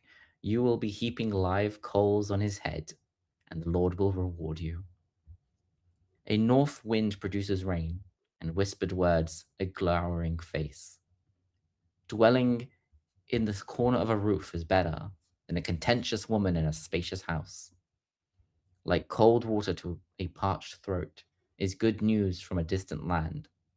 Like a muddied spring, a ruined fountain, is a righteous man fallen before a wicked one. It is not good to eat much honey, nor it is honorable to search for honor. Like an open city without walls is a man whose temper is uncurbed. That's a interesting chapter, but also quite difficult in some ways. So like again, like it starts off with comparing the, like it says here, in verse 3, so the mind of kings is unsearchable, and it compares it to the universe, what they would have thought of as the universe at the time. That have been like, listen, we can't explore the heavens, we can't explore, under, what's going on under earth. But like they believed in a very detailed cosmology where there were so many layers to everything. And now, of course, now we have discovered ways to explore that stuff and find it. But at the time, for like this endless depth, this never-ending kind of pool of knowledge to be explored for them, they were like, well, that's just as big as the mind of the king, because again, the kingship was explicitly linked with divine favor, which is why it compares that, but which also is why you get the propagandistic introduction. These are other proverbs of Solomon that the officials of King Hezekiah of Judah copied. So you have this you have one king that was thought of as great, a great reformer, and he's kind of calling back to King Solomon, who was viewed as like as the wise king. So it's kind of taking up this intellectual tradition that a lot of religions seem to do. For example, in Tibetan Buddhism, if you while you are meditating, one of the things that they do is they recall not just their teachers, but their teachers' teachers, and they go all the way back. So you have this lineage that goes back to Buddha, essentially. It gives a oh holy shit, something fell upstairs. It gives a what's it called? Divine legitimation, where if you want Legitimacy? to, well, yeah, it's another word for that, yeah. But this is like it's the practice of, essentially making your shit more legit by tying it to something that everyone already views as legit. So that would be in the case of Tibetan Buddhism. They're like, oh, listen, my lineage of thought and philosophy goes back to Buddha himself. And in a similar way here, these proverbs are important because they go all the way back to the wise king. So they have that, but it's very propagandistic. Lilith, did you just channel Tomer when you asked if legitimation is a word in English? No, I didn't ask. I said legitimacy or Yeah. no, I did not ask. So there were a couple things in here that I wanted to note. So I kind of totally missed it in one of the previous chapters, but I think that a very similar idea. Actually, I shouldn't say similar. They had like essentially the opposite idea, where I'd have to go back to that chapter. But like if we look at verses 21 through 22, if your enemies are hungry, give them bread to eat, and if they are thirsty, give them water to drink, for you will heap coals of fire on their heads, and the Lord will reward you. I mean, for this one, it's more of like a killing with kindness kind of thing. And actually, yeah, in the last chapter, Nice not in to the your last chapter, enemies. sorry. It confuses them. It's not the last chapter, maybe it was one before that, but there was a verse about how What's on your if shoulder? you shouldn't be happy if your enemies are falling on hard times. But the thing is, God is very famous for for destroying the enemies, and he is famous for being happy that they have fallen on hard times. So you Yeah. have God's a petty bitch, but he is the only one allowed to be a petty bitch, and don't you dare, or Right. he'll stop punishing them because you had to get all in your petty, and that's his place. right, exactly. Yeah, he's basically the only one allowed to be petty. Uh there like some of this stuff does kind of tie back to some of the other proverbs as well, like verse 9, for example. Argue your case with your neighbors directly and do not disclose another's secret. So you remember in a few chapters ago when we were talking about people who were hot-headed, you shouldn't engage with, and this one I feel like it's kind of similar, or you shouldn't rock the boat, right? That was the idea. So the idea here is like if you have some qualm with someone, you shouldn't rock the boat for everyone, you deal with it privately, which we have I think we've seen that before in our readings, but it's also in the New Testament as well. um let's see what else here. It's better to uh deal with things privately if you can. You can't right. always, but Yeah, don't always make it this admittedly, you don't big want to be public that affair. person. Right, yeah. You don't always want to make it this big public affair. Um oh, yeah. So of course one of the big commandments is you shouldn't bear false witness against the neighbor, right? So they kind of take that one here as being very important in verse 18. Like a war club, a sword, or a sharp arrow is one who bears false witness against a neighbor. We kind of saw a lot of that in Psalms as well, right? Where the wicked, the Rashaim, are constantly speaking against the psalmist, and they slander him. They say nice things to their face, but then talk shit about them behind their back. So it's kind of the same idea here. I think those were the things that I. Did you talk about verse 2? Well, I mean, I did mention the relationship to the linking between kingship and divinity. I did talk about that. So unless you wanted to add something else. No, it's just that I think it's some people see it as kind of like, you know, it's like something. It's like God's. It makes God more great. The fact that he has hidden stuff from us, if that makes sense. Like the I mysteries think, of I don't know, God, of the creation. whenever my dad wanted to represent God as approving of the pursuit of knowledge and discovery and science and whatnot, he would bring this up. It is the glory of God to conceal a matter and the glory of kings to search it out. It is part of the interest of being alive, is to seek out the whys and wherefores and the ways certain things work. And traditionally, yeah, you kind of had to be, if not royal, at least very privileged to even have access to that study. And kings would sometimes, obviously they'd have battles for their glory and put up monuments, but they might also promote some field of study, astronomers mapping the sky, and do it and, promote that and take it credit from it. So Well, see, Lil, that's just the devil talking. He's trying to trick you. right. Have To you ever heard anybody enjoying say that? knowledge. I mean, because I've had people bring that up to me, that if I'm making sense, then it's just the devil speaking through me. There's I've that's heard that's it. actually a Not much. doctrine that is promoted in a lot of evangelical areas, because if your arguments start to make sense, and obviously the devil is deceiving them, and that's the problem. Don't worry, this is Good. not for race; it's just water. All right, am I but yeah. reading 26? Yes. Okay. All right. So, like snow in summer or rain in harvest, so honor is not fitting for a fool.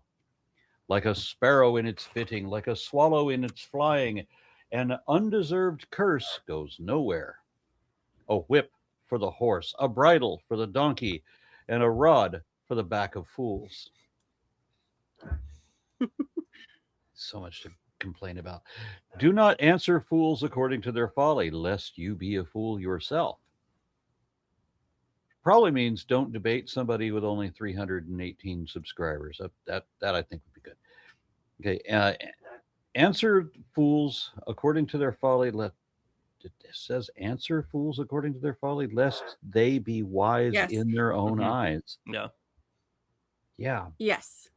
This It's is one like- of those I'll get proverbs to it. where the reason is given for both actions, and you have to find the balance of what is the appropriate thing you want to avoid. It's like cutting off one's foot and drinking down violence to send a message by a fool. The legs of a lame person hang limp. So does a proverb in the mouth of a fool. It's like binding a stone in a sling to give honor to a fool. Like a thorn bush brandished by the hand of a drunkard is a proverb in the mouth of a fool. Like an archer who wounds everybody is one who hires a passing fool or drunkard. Like a dog that runs to its vomit is a fool who reverts to his folly. Do you see people wise in their own eyes? There is more hope for fools than for them. The lazy person says, there's a lion in the road. There's a lion in the streets.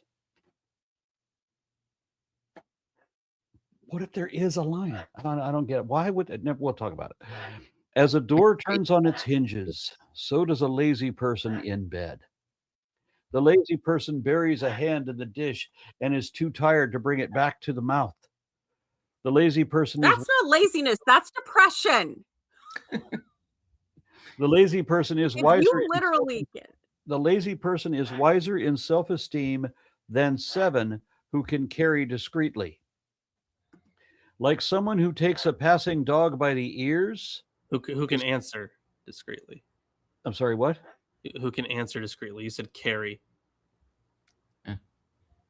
Someone who takes a passing dog by the ears. No, sorry, I was talking about the one before that. The lazy person is wiser in Then self-esteem. 7 who can answer discreetly. Okay. Yeah. How did I read and it? 7 men who can You render said a carry- reason is carry also No, another discreetly. way to I'm say just that. trying to figure out how I thought carry was that word. I've got no idea. Anyway, like a maniac who shoots deadly firebrands and arrows, so is one who deceives a neighbor and says, I am only joking. Okay, that one I can relate to. Oh, good. You can destroy all prank channels forever. For lack of wood, the fire goes out, and Rebel where set- there is no whisperer, quarreling ceases. As charcoal is to hot embers, and wood to fire, so is a quarrelsome person for kindling strife. The words of a whisperer are like delicious morsels. They go down to the inner parts of the body. Like the glaze covering an earthen vessel are smooth lips with an evil heart. An enemy dissembles in speaking while harboring deceit within. When an enemy speaks graciously, do not believe it, for there are 7 abominations concealed within. Though hatred is covered with guile, the enemy's wickedness will be exposed in the assembly. Whoever digs a pit will fall in it, and when any stone will come back to the one who starts it rolling. A lying tongue hates its victims, and a flattering mouth works ruin. So this one's fun. There's a lot of fun stuff in here. First one I wanted to note, just because it's so funny. It's just a prank, bro. Yep. It's like, I'm only joking. Maniac who shoots deadly It was firebrands. interesting that the simile. It's a good way to. It's actually a good way to root out assholes on dating profiles if they're a funny guy who loves to joke around with their buddies and play pranks.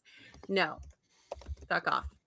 Yeah, Oh, I do Just like an asshole. that verse genuinely. Yeah, like a maniac who Oh, yeah. shoots deadly Good advice. firebrands and arrows. So is one who deceives a neighbor and says, I'm only joking. It's just a prank, bro. I love that. So that was just the first one I wanted to bring up just to get it out of the way. But then there are like the whole point of this proverb is like every useful thing you can say or do, it'll be useless if done by like someone who's got no someone who doesn't actually take it to heart. Like they can say the same things as you, but if they're just a fucking idiot, what are they really saying? They don't understand what it is that they're saying. So they are risking misrepresenting any point entirely, and you'll just look like your positions will be stupid if they are just parroted by people who are stupid. And the thing is, you guys remember Sci 10, right? Yeah, unfortunately. So he quotes verse 4 here a lot. Do not answer fools according to their folly, lest you be a fool yourself. He quotes it all the fucking time. And the thing is, he never tells you the second part, which says almost the opposite. Do not answer. Or sorry, yeah, Answer do a not fool according to his yeah, folly, answer fool according to their folly. They lest will he be wise in his own eyes. I mean, yes. Psi 10 Kate, though, is an excellent example of the other verse there, which is like, do you see a man who is wise in his own eyes? There's more hope for a fool than him. Yeah, I had that I one mean, noted as Dunning well. Kruger all the way. You know, the a little knowledge is a dangerous thing. The illusion of knowledge. That idiot is just prime example. Prime. It is really funny, right? Because he never tells you that second part that's so important there, because like yeah, what you said earlier is pretty accurate. Because if you do not answer fool according to his folly, lest you be a fool yourself, like you're basically stooping down to their level.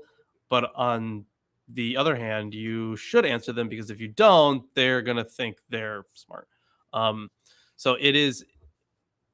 A lot of people. What's that quote about? Like it's impossible. Like it's harder to argue with a stupid person than with a smart person, because the dumb person will never realize what the hell is even happening in the conversation. I think there's like an actual. But Yeah.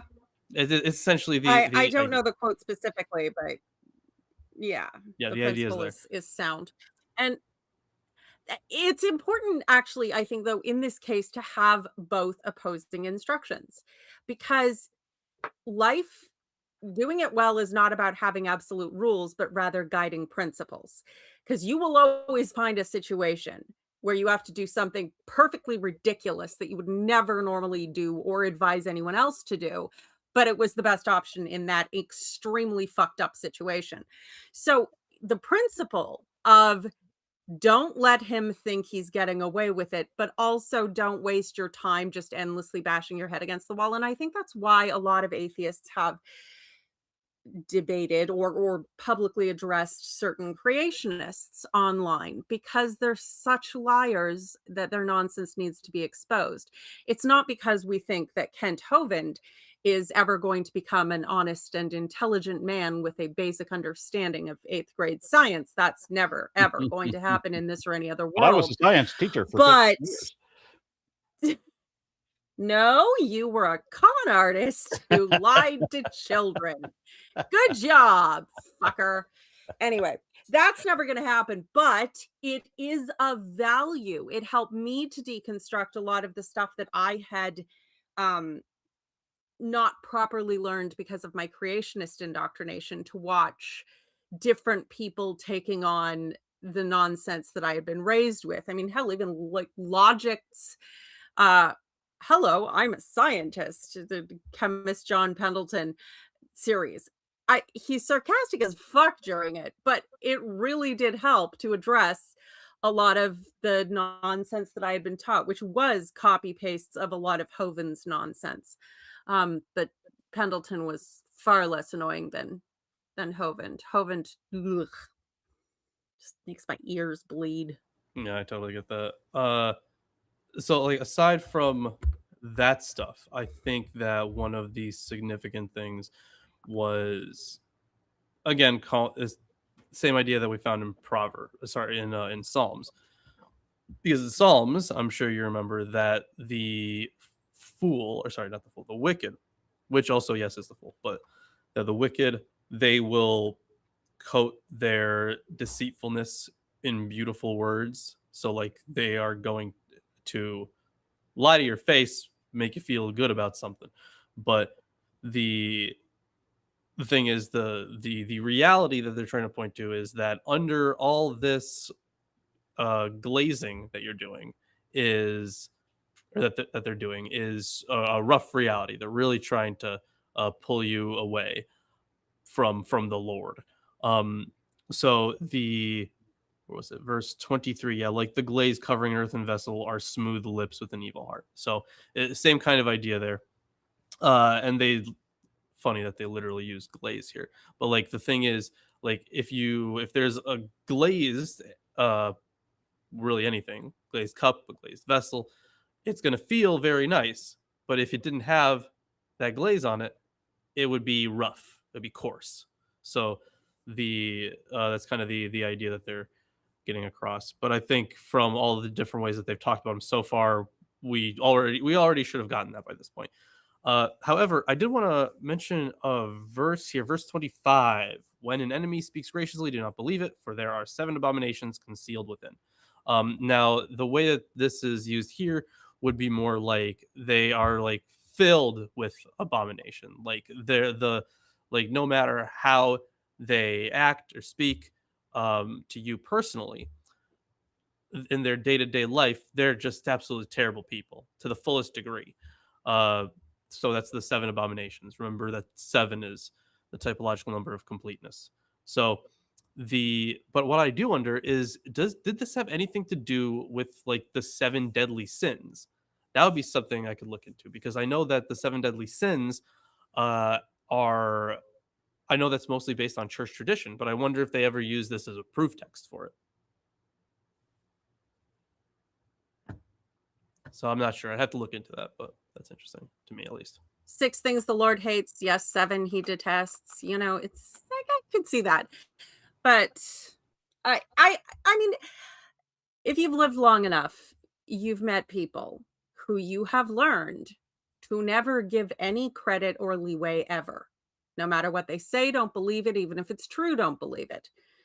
I've had a couple people like that in my life where I'm like, okay, you could tell me that grass is green. I will still not believe you. I am never going to take anything you say. I don't even want to hear what you have to say. Nope. I'm out. I'm not playing any of these games. Bye-bye. There are people like that in the world. And there are times when you just have to look at someone and go, there is no way of interacting with this person that is going to be of any benefit to me or them, and leave. Yeah, that's very accurate. All right. Did anyone else have anything to add about this chapter? No. All right. In that case, I guess I'll take over. Oh wait, we've got a comment from Sure. Moondog 50,000,000 or maybe that was supposed to be 5,000 2000. I'm not sure. Also known as Reverb Twang, offers $2. Thank you very much, and there is no message. All right. Well, anyway, thank you for the $2. Yeah, I guess I'll hop into chapter 27. Do not boast about tomorrow, for you do not know what a day may bring. Let another praise you, and not your own mouth, a stranger, and not your own lips. A stone is heavy, and sand is weighty, but a fool's provocation is heavier than both. Wrath is cruel, anger is overwhelming, but who is able to stand before jealousy? Better is open rebuke than hidden love. Well meant are the words, are the wounds a friend inflicts, but profuse are the kisses of the enemy.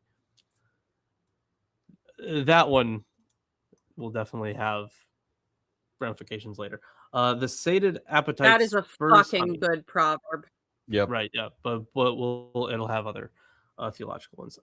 Theological implications. The sated appetite spurns honey, but to a ravenous appetite, even the bitter is sweet. Like a bird that strays from its nest is one who strays from home. Perfume and incense make the heart glad, but the soul is torn by trouble. Do not forsake your friend or the friend of your parent. Do not go to the house of your kindred in the day of your calamity.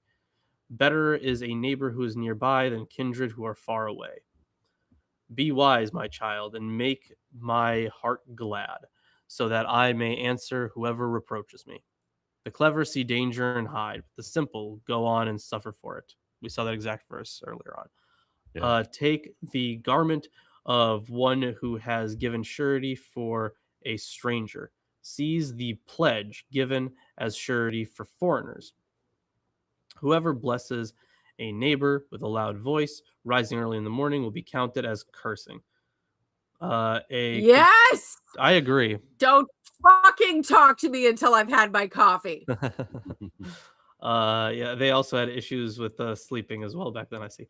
A continual dripping on a rainy day and a contentious wife are alike. Of course they are. To restrain her is to restrain the wind, or to grasp oil in the right hand. That's funny. Or you could just do the fucking chore she asked you to every day for the past 6 months, you whiny ass bitch. Iron sharpens iron, and one person sharpens the wits of another. Anyone who tends a fig tree will eat its fruit, and anyone who takes care of a master will be honored. Just as water reflects the face, so one human heart reflects another. Sheol and Abaddon are never satisfied, and human eyes are never satisfied. The crucible is for silver, and the furnace is for gold. So a person is tested by being praised. Crush a fool in a mortar with a pestle, along with crushed grain, but the folly will not be driven out. Know well the condition It's of true. there's a lot of stuff we can talk about in this one already. Know well the condition of your flocks and give attention to your herds, for riches do not last forever, nor a crown for all generations. Well, you talked about that one too. Yeah, nor a crown for all generations. When the grass is gone and the new growth appears, and the herbage of the mountains is gathered, the lambs will provide your clothing, and the goats the price of a field. There will be enough goat's milk for your food, for the food of your household, and nourishment. Yeah, for the food of your household and nourishment for your female servants. Yeah, but your male servants can fuck off. Yeah, no, they eat something else. Yeah. No. female servants The female servants would have been fed last, so that means all inclusive. Wow. That would make sense. That's an interpretation I wouldn't have thought. Speaking of which, can you all help me with verse number 13? Because I don't understand it. Let's see. Take the garment of one who has given surety for a stranger, seize the pledge given as surety for foreigners. I know that if you were to have some kind of deal with someone, you would make some kind of oath. You usually give something up as collateral. This Is that what happened surety in means? what? There's actually a part in the law where it talks about if you say take a loan or something, someone will give you their garment, but you should give it back to them before night because they should have something to sleep in. So surety means effectively collateral in this? It's like a deposit. Yes. But this is the idea that if they're foolish enough to stand surety for a total fucking stranger, then you don't be gracious and give them back their stuff. Hold them to account for it, because they are the one who should be bearing that risk, not you, because it's foolish to give, surety for a total stranger. You don't know them. And Yes. so you're saying that I'm still not. Thanks for helping me with surety, but I'm still not understanding the context of this. I feel such a fool. Well, you would no, they had like an inner garment and an outer garment. You have to remember, everything has to be hand spun, hand woven. So unless you're the king, you do not have a closet. So what is it? You So have when an someone is outfit, giving surety for a maybe two. stranger, I'm not sure what that means. Why you would get involved and take their Or clothes? I think the idea is maybe that if someone there's a stranger wants to borrow money, and this person has used their own cloak as to guarantee this stranger, because the stranger doesn't have their own cloak to give or whatever.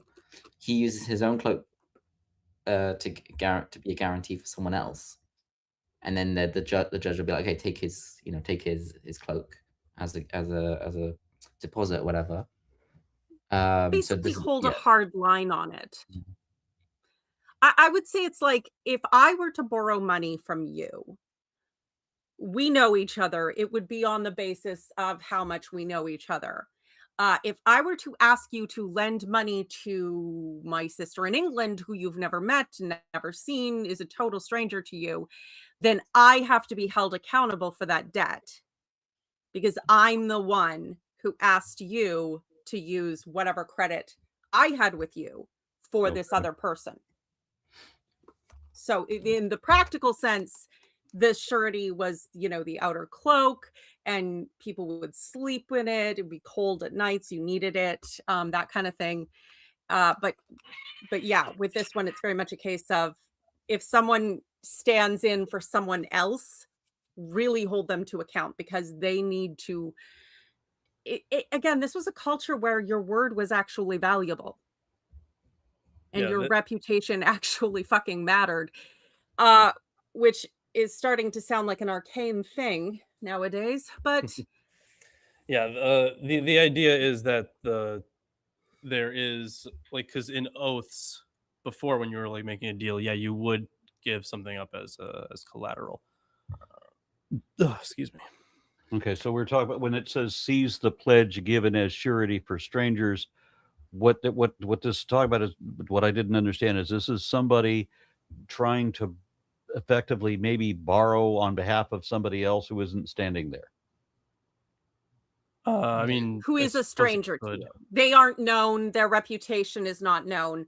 So if I ask you to lend to someone that you don't Okay. know, All right, then you have to that's hold fine. me We've to labored account over for this that. too much. Thank you very much. I think I get it now. There were some other things here that I wanted to hit on. Right. Okay, yeah.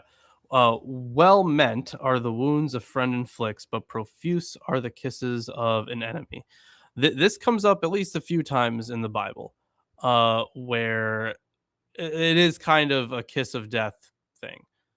Comes up in the Old Testament at least a couple times, and then of course with Jesus we get the Judas story, um, where that's how he identifies Jesus, and then they take him. Um, so that is a very common theme in this literature, but they are of course using this one to again to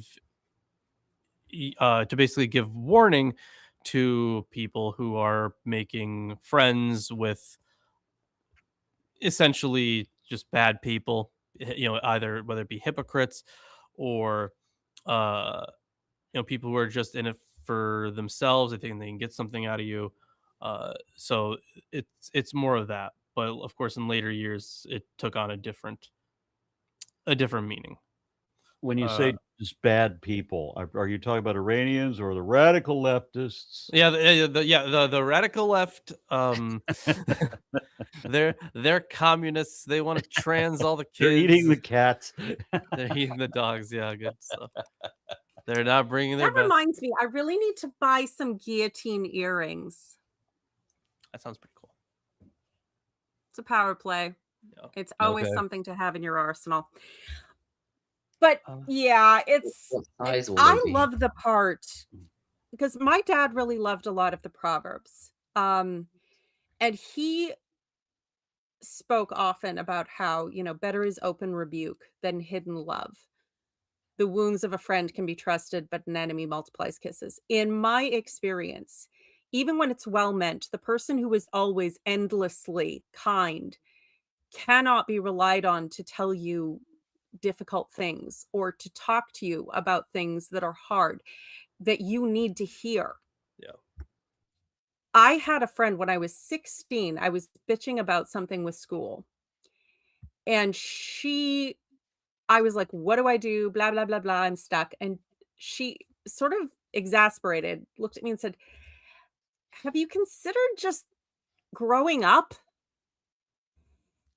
And the thing is, she wasn't trying to be a bitch.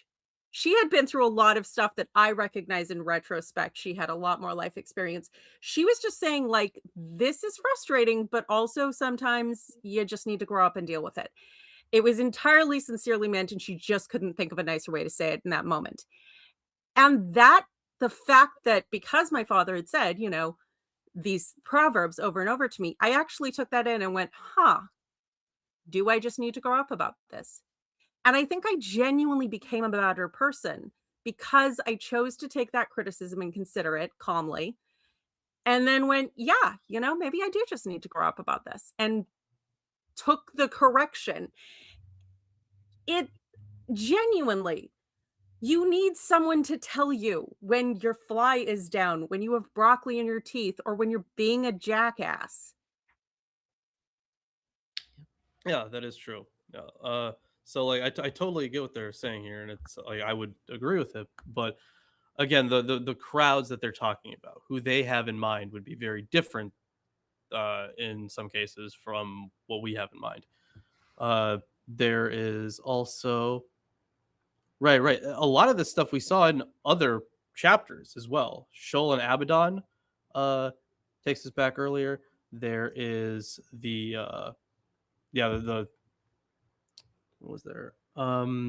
Right, the like everything being compared Or even to destruction. the testing, like to kind of test like a metal, right? Like if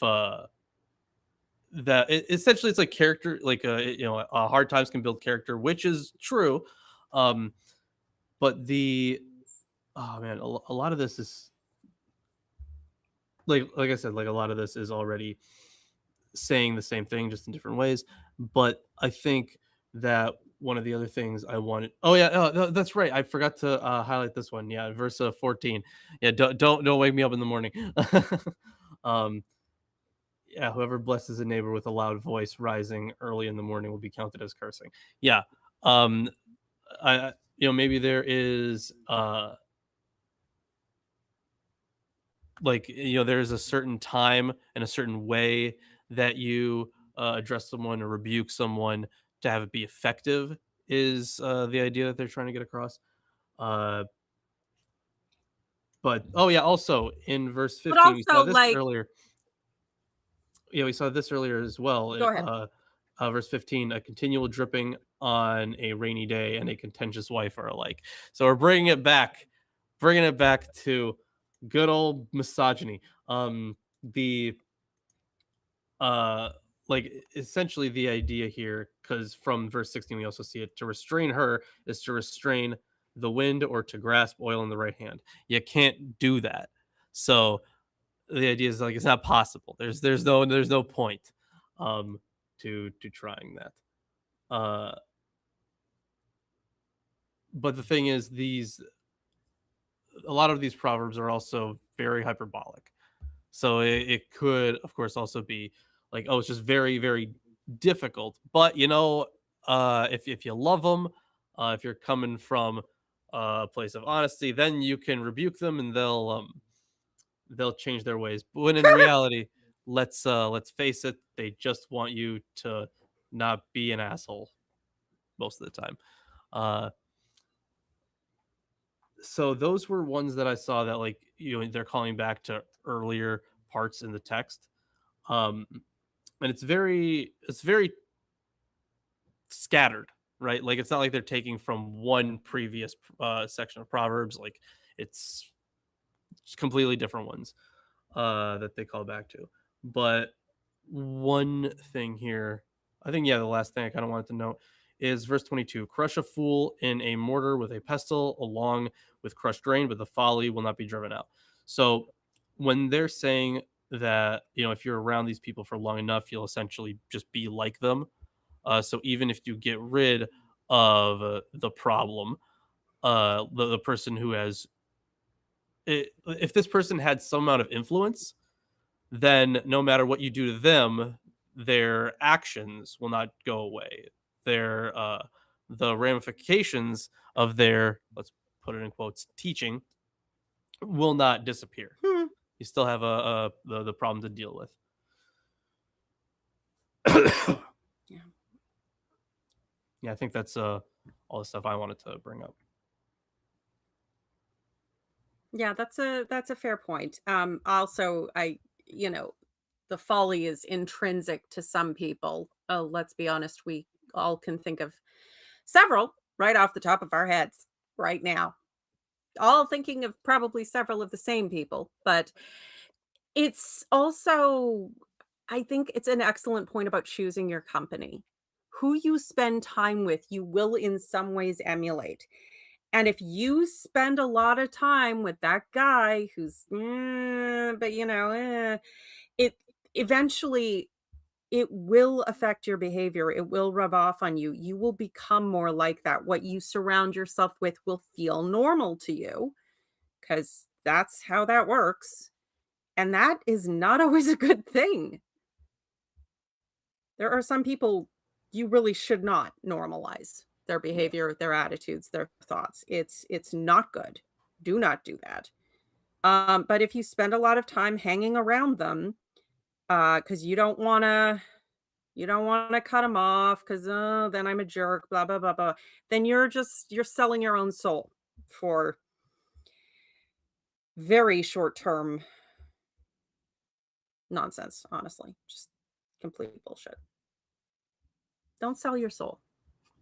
Well, I'll sell it. If anyone wants to purchase my soul, the highest bidder.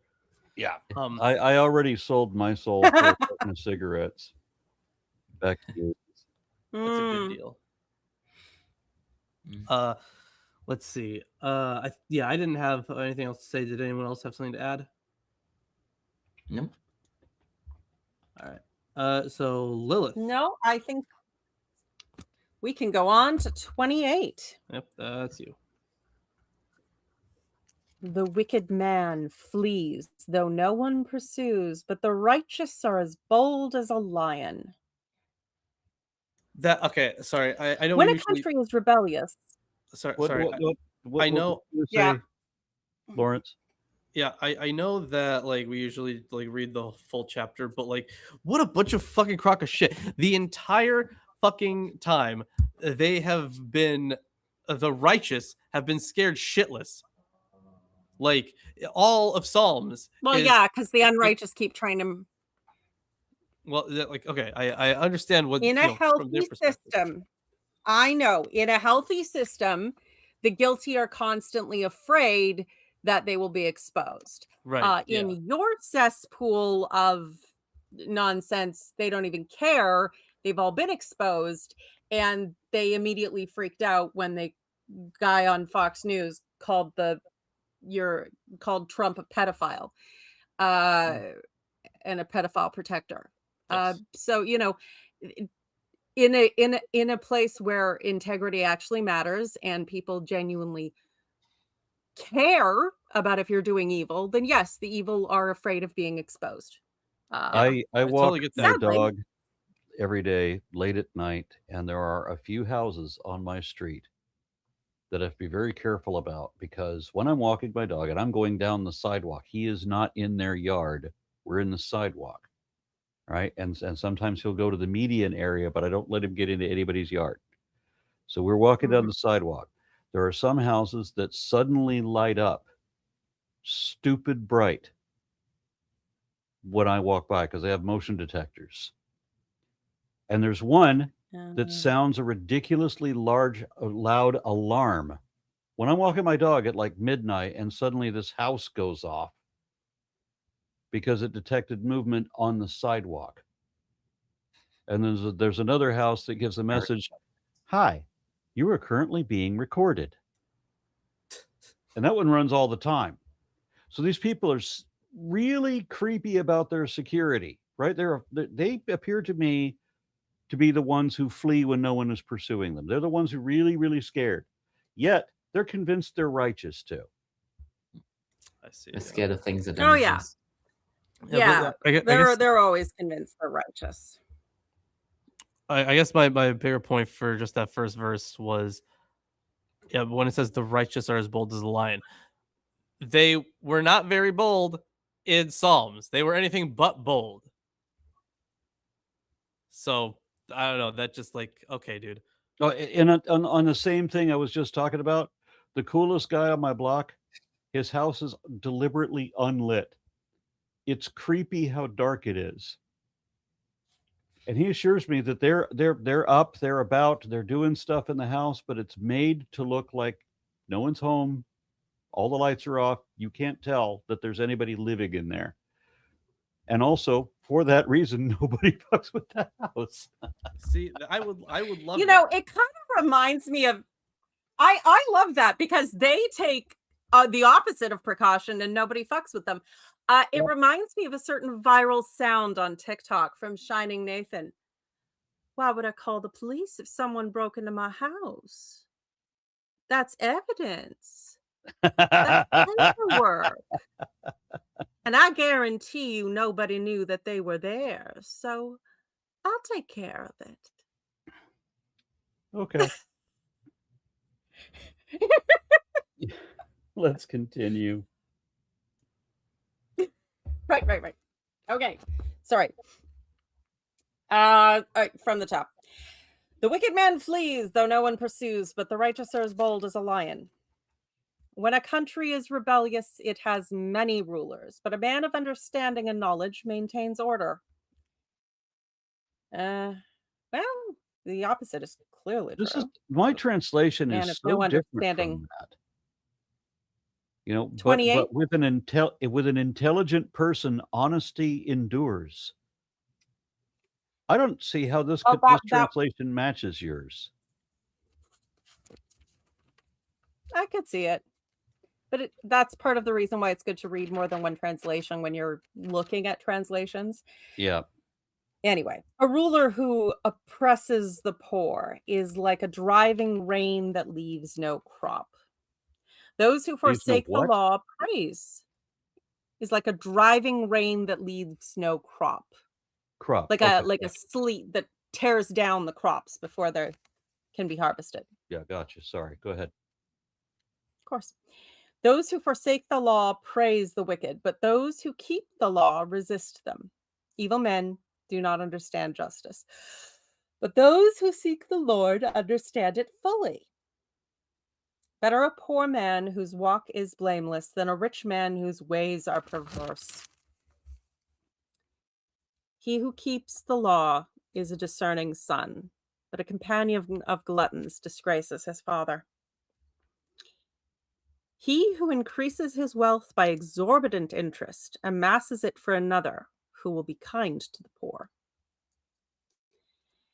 If anyone turns a deaf ear to the law, even his prayers are detestable. He who leads the upright along an evil path will fall into his own trap, but the blameless will receive a good inheritance. A rich man may be wise in his own eyes, but a poor man who has discernment sees through him. When the righteous triumph, there is great elation. But when the wicked rise to power, men go into hiding.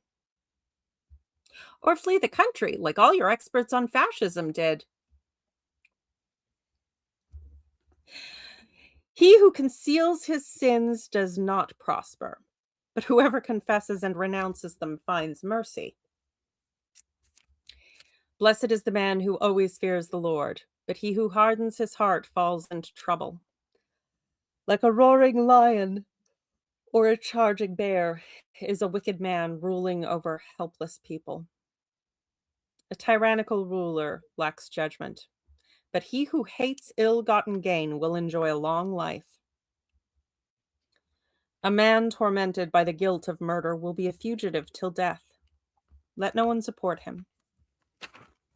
He whose walk is blameless is kept safe, but he whose ways are perverse will suddenly fail. He who works his land will have abundant food, but the one who chases fantasies will have his fill of poverty.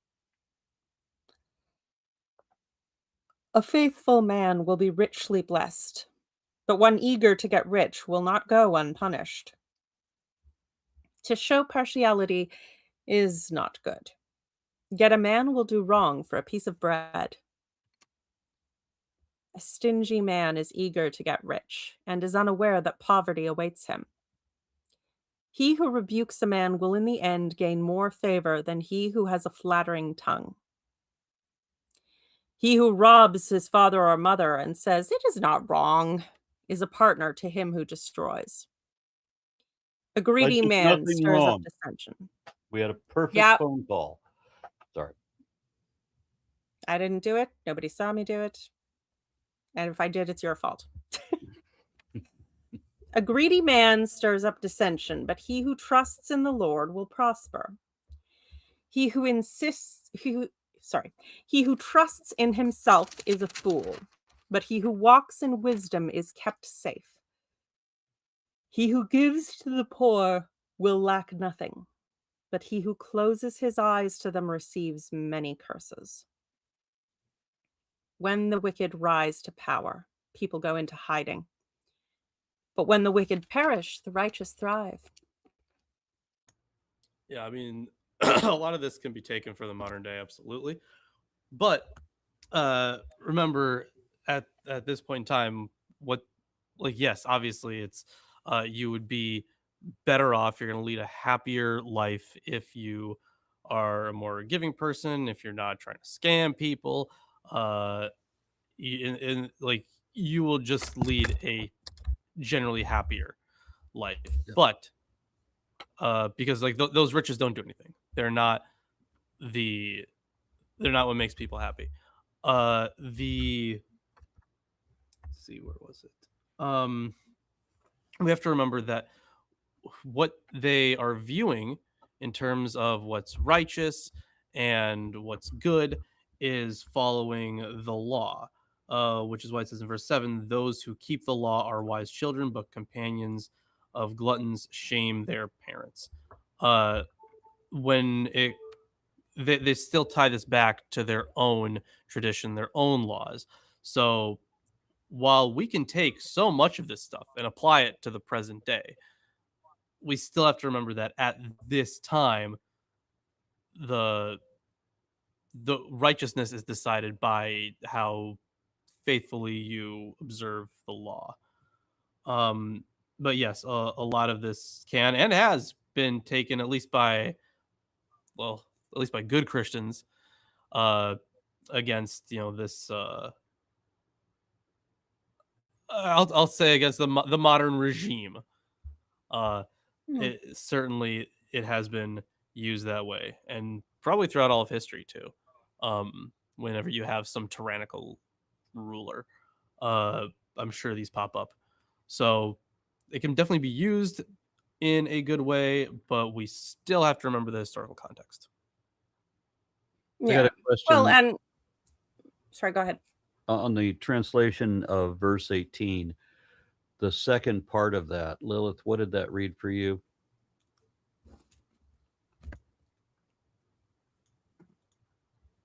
He whose walk is blameless is kept safe, but he whose ways are perverse will suddenly fail. See, where you get suddenly fail, I get will fall into the pit. Yeah, Isaac, can you clarify how those are so different? Is that a colloquialism? The Hebrew is yipol be'echat, and which is like he will fall into something. But you could also translate, but the word there, echat, is like the word for one. Like echad is one, but echat is just like the feminine form of one. So they've translated, and also the word with is the same letter, like prefix that means with. It also means in. So you can translate it as fall into something, or it could be fall with something. So like falling with one is kind of translated as falling at once. So I think they're taking it from the Syriac. The note says that the translation "fall into the pit" comes from the Syriac, which the translators in this case favor. They think that that's the original reading. Wait, what do they think the word might be? Well, they have whoever follows crooked ways will fall into the pit. Right, but I'm saying, like, how do they theorize how the word changed?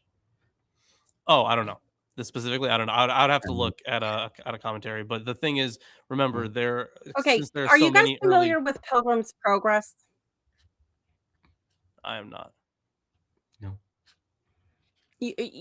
Like, you don't have to have read it, but like the base story of Pilgrim's Progress, how you have this character Christian who walks along the path and goes through the gate.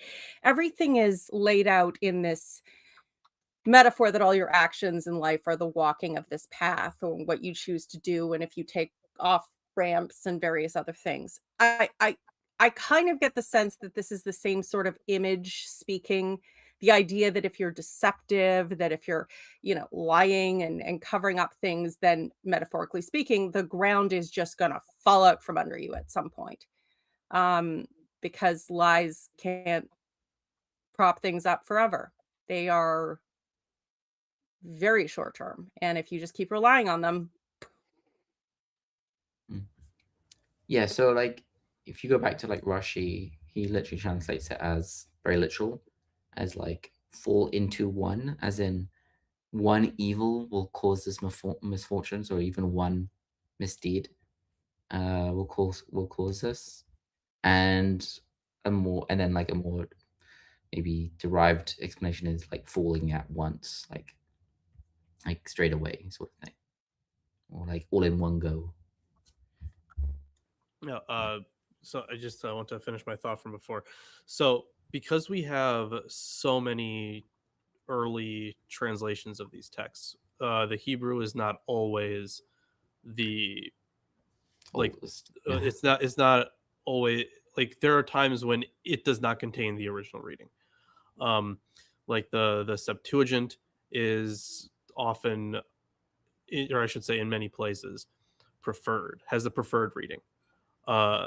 So like for the case of the Septuagint, the Greek text that we have preserved is more reflective of the original text than the Masoretic, because the Masoretic text that we have is late. They're all medieval. So at least the ones that we have. You could, for example, go to the Dead Sea Scrolls as well, but it's not like they contain every book. So it's basically for each verse you have to take it case by case. So in this case, the translators of the NRSV have chosen the Syriac text. They think the Syriac is more reflective of the original than either the Hebrew or the Greek.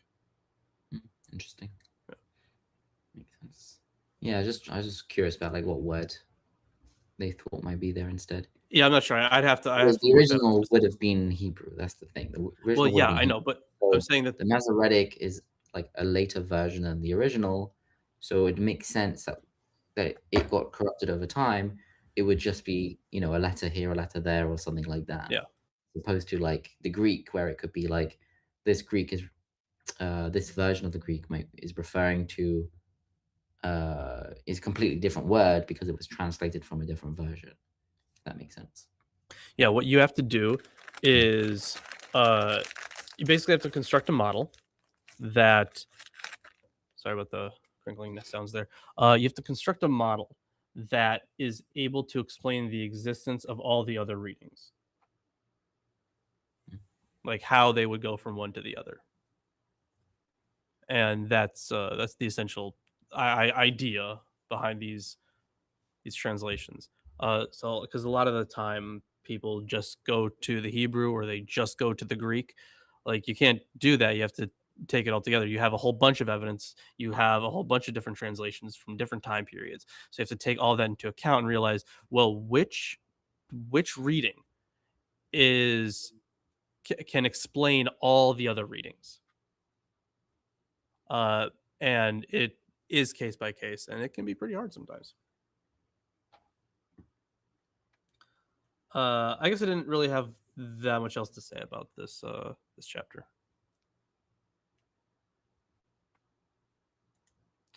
So I don't know if any of you guys did, or if you just want to move on to 29.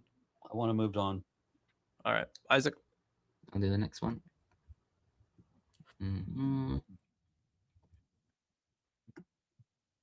Do we have comments? Oh. Yeah, there is. Daniel Schindel 8372 offers $10 Californian. Thank you.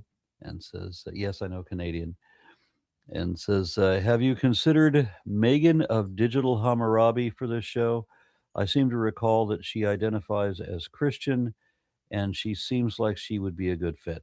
Well, her husband has been getting email invitations for this every week. The problem is, I think that his he doesn't notice them if they're a group email. He only notices what is. I've noticed that if I want to get a response from him, that I have to email him directly. I can't copy anybody else. If I copy anybody else, I won't get a response. So I don't think he sees it if it comes as a group. If I'm not mistaken, Arn, they have another appointment at this time, so they can't join. That's the biggest problem. Yeah, that makes sense. Which is too bad. They're a fantastic power couple, and They are. yeah, they're Exactly. Talking about a power couple. Damn. Not the horrible kind. And Dr. Bowen is still the best Kent Hovind impersonator on the planet. Oh, Okay. All right, Isaac. Water. Chapter 29. One oft reproved may become stiff-necked, but he will be suddenly broken beyond repair. When the righteous become great, the people rejoice, but when the wicked dominate, the people groan. A man who loves wisdom brings joy to his father, but he who keeps company with harlots will lose his wealth. By justice a king sustains the land, but a fraudulent man tears it down. A man who flatters his fellow spreads a net for his feet. An evil man's offenses are a trap for himself, but the righteous sing out joyously. A righteous man is concerned with the cause of the wretched. A wicked man cannot understand such concern.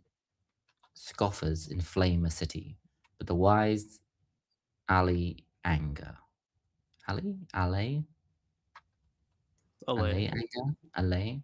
Yeah, but the wise allay anger.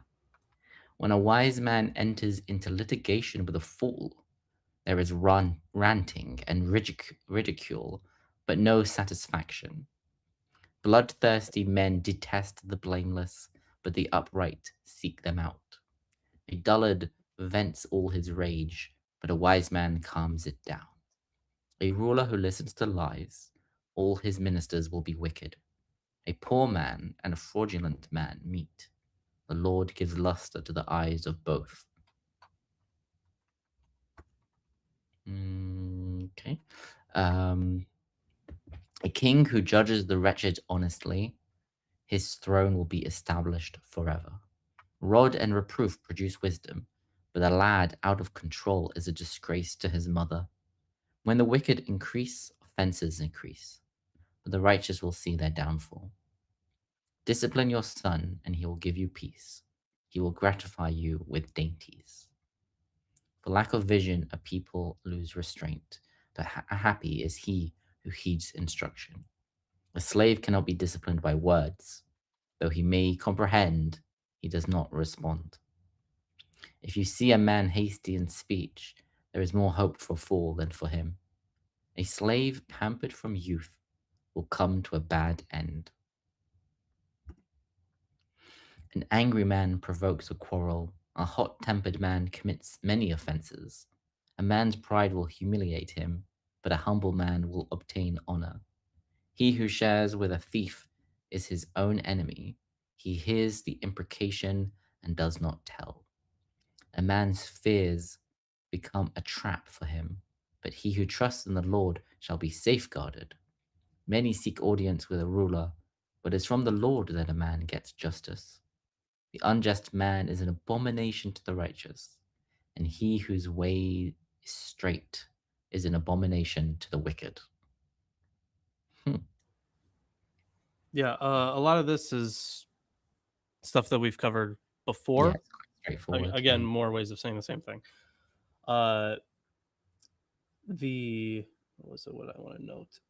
Yeah, we also have callbacks to not just earlier parts of Proverbs, but also some Psalms, where, like in verse 5, for example, whoever flatters a neighbor is spreading a net for the neighbor's feet. Um, it's exactly the same. We're still talking about the same group of people, where we have people who are nice to you, to your face, but then are shitty behind your back, and they really don't care about your well-being. They are just using you for their own personal gain, and they are setting you up to stumble. But of course, the idea is always like, well, even though they are setting you up to stumble, in the end, they're going to get their just desserts. And yeah, sorry, what was your translation for verse 15 again? Because NRSV UE says, "The rod and reproof give wisdom, but a mother is disgraced by a neglected child." I think yours had something quite different. A lad out of control. Oh, Oh, out of yeah. control. Okay, so It's a when they're talking disgrace. about when they're talking about neglected, they're talking about someone you haven't disciplined. Yes, that's what No, neglect. but they do also say that if the son is reproved too many times, he'll just snap one day. Like there is that balance in, yeah, correct, but not to the point where you completely dishearten them and break their spirit, and then one day they just go postal. Yeah, it you seems know. to be saying like if you give a child no restraints, then they will shame their mother because like look at this child that wasn't raised properly, no boundaries, spoiled Yeah. brat. No, I mean, we've whatever. all met spoiled brats. We've all Yeah. met spoiled brats whose parents refuse to ever tell them no. Um, But just which is because spoiled brats sad. exist doesn't Children need mean to learn that sometimes things are no. But right. yeah, It doesn't mean there's that you have to extremes go so in far both. in the other. Yeah. No. Extremes exist in both ends. And, if you got a parent that does nothing but criticize, eventually your kid is just going to snap. Yeah, see that one. And Who's if you're ever lucky, they'll lived only through go to the that? concert. Yeah, that one I know personally. And That like, one sucks. I mean, it's quite like if you look at the type of parent who uses physical like discipline, they're normally they're probably almost always going to be bad at other parenting like things, if that makes sense. Does that make sense? Like they're kind of going both ways. They're kind of letting their kids get away with things at a young age, and then they use then they might hit them when they're older because they didn't do the right thing when they were the ones who made them like that in the first place, if that makes sense. Like, Yeah, I if you get what you mean. practice parenting It's from a young age, you you're have never to going to teach need kids. their kids. I think is well, you should never need to hit your kids, but normal. What I see is that when a child that does get hit by his parents is because the parents didn't raise them properly, if that makes sense. So it's the Correctly parents' instruct fault. them. Well, The and if parents it's a the case parents' of fault. they Yeah. did the wrong thing, but they weren't actually instructed on what the right thing to do was, then yeah, eventually they're going to be like, this is unfair and it's bullshit. Some kids, all kids at some point push the boundaries. How much is, No, it's, it's about that. You hear I like mean, an that's the excuse thing with like, "Oh, parenting. my I know kids a lot of, they need it. They need to be hit," and it's like, no, it's because you made them that way. Yeah.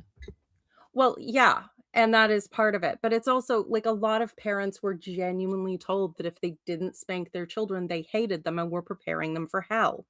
Parents whose instincts were otherwise good and who had no desire to abuse their children were taught this. I mean, think of that god awful book that horrible couple wrote that's resulted in the death of like at least 4 kids that we know of, but probably way more. Where he Wait a talks about minute. the different things it's appropriate to hit a child with.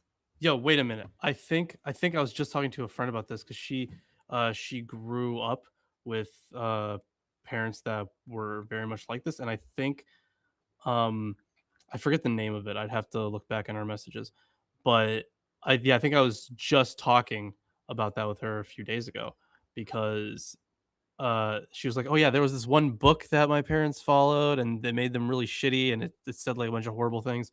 And oh my God, I wish I Was knew it how the to. one that talked about how to beat them with a floppy plastic tubing?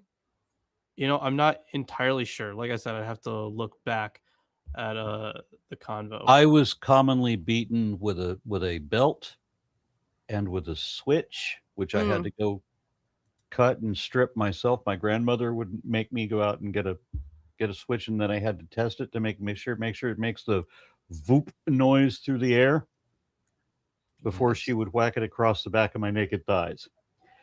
And I went to at least one, and I think more than one, elementary school where the principal actually did paddle students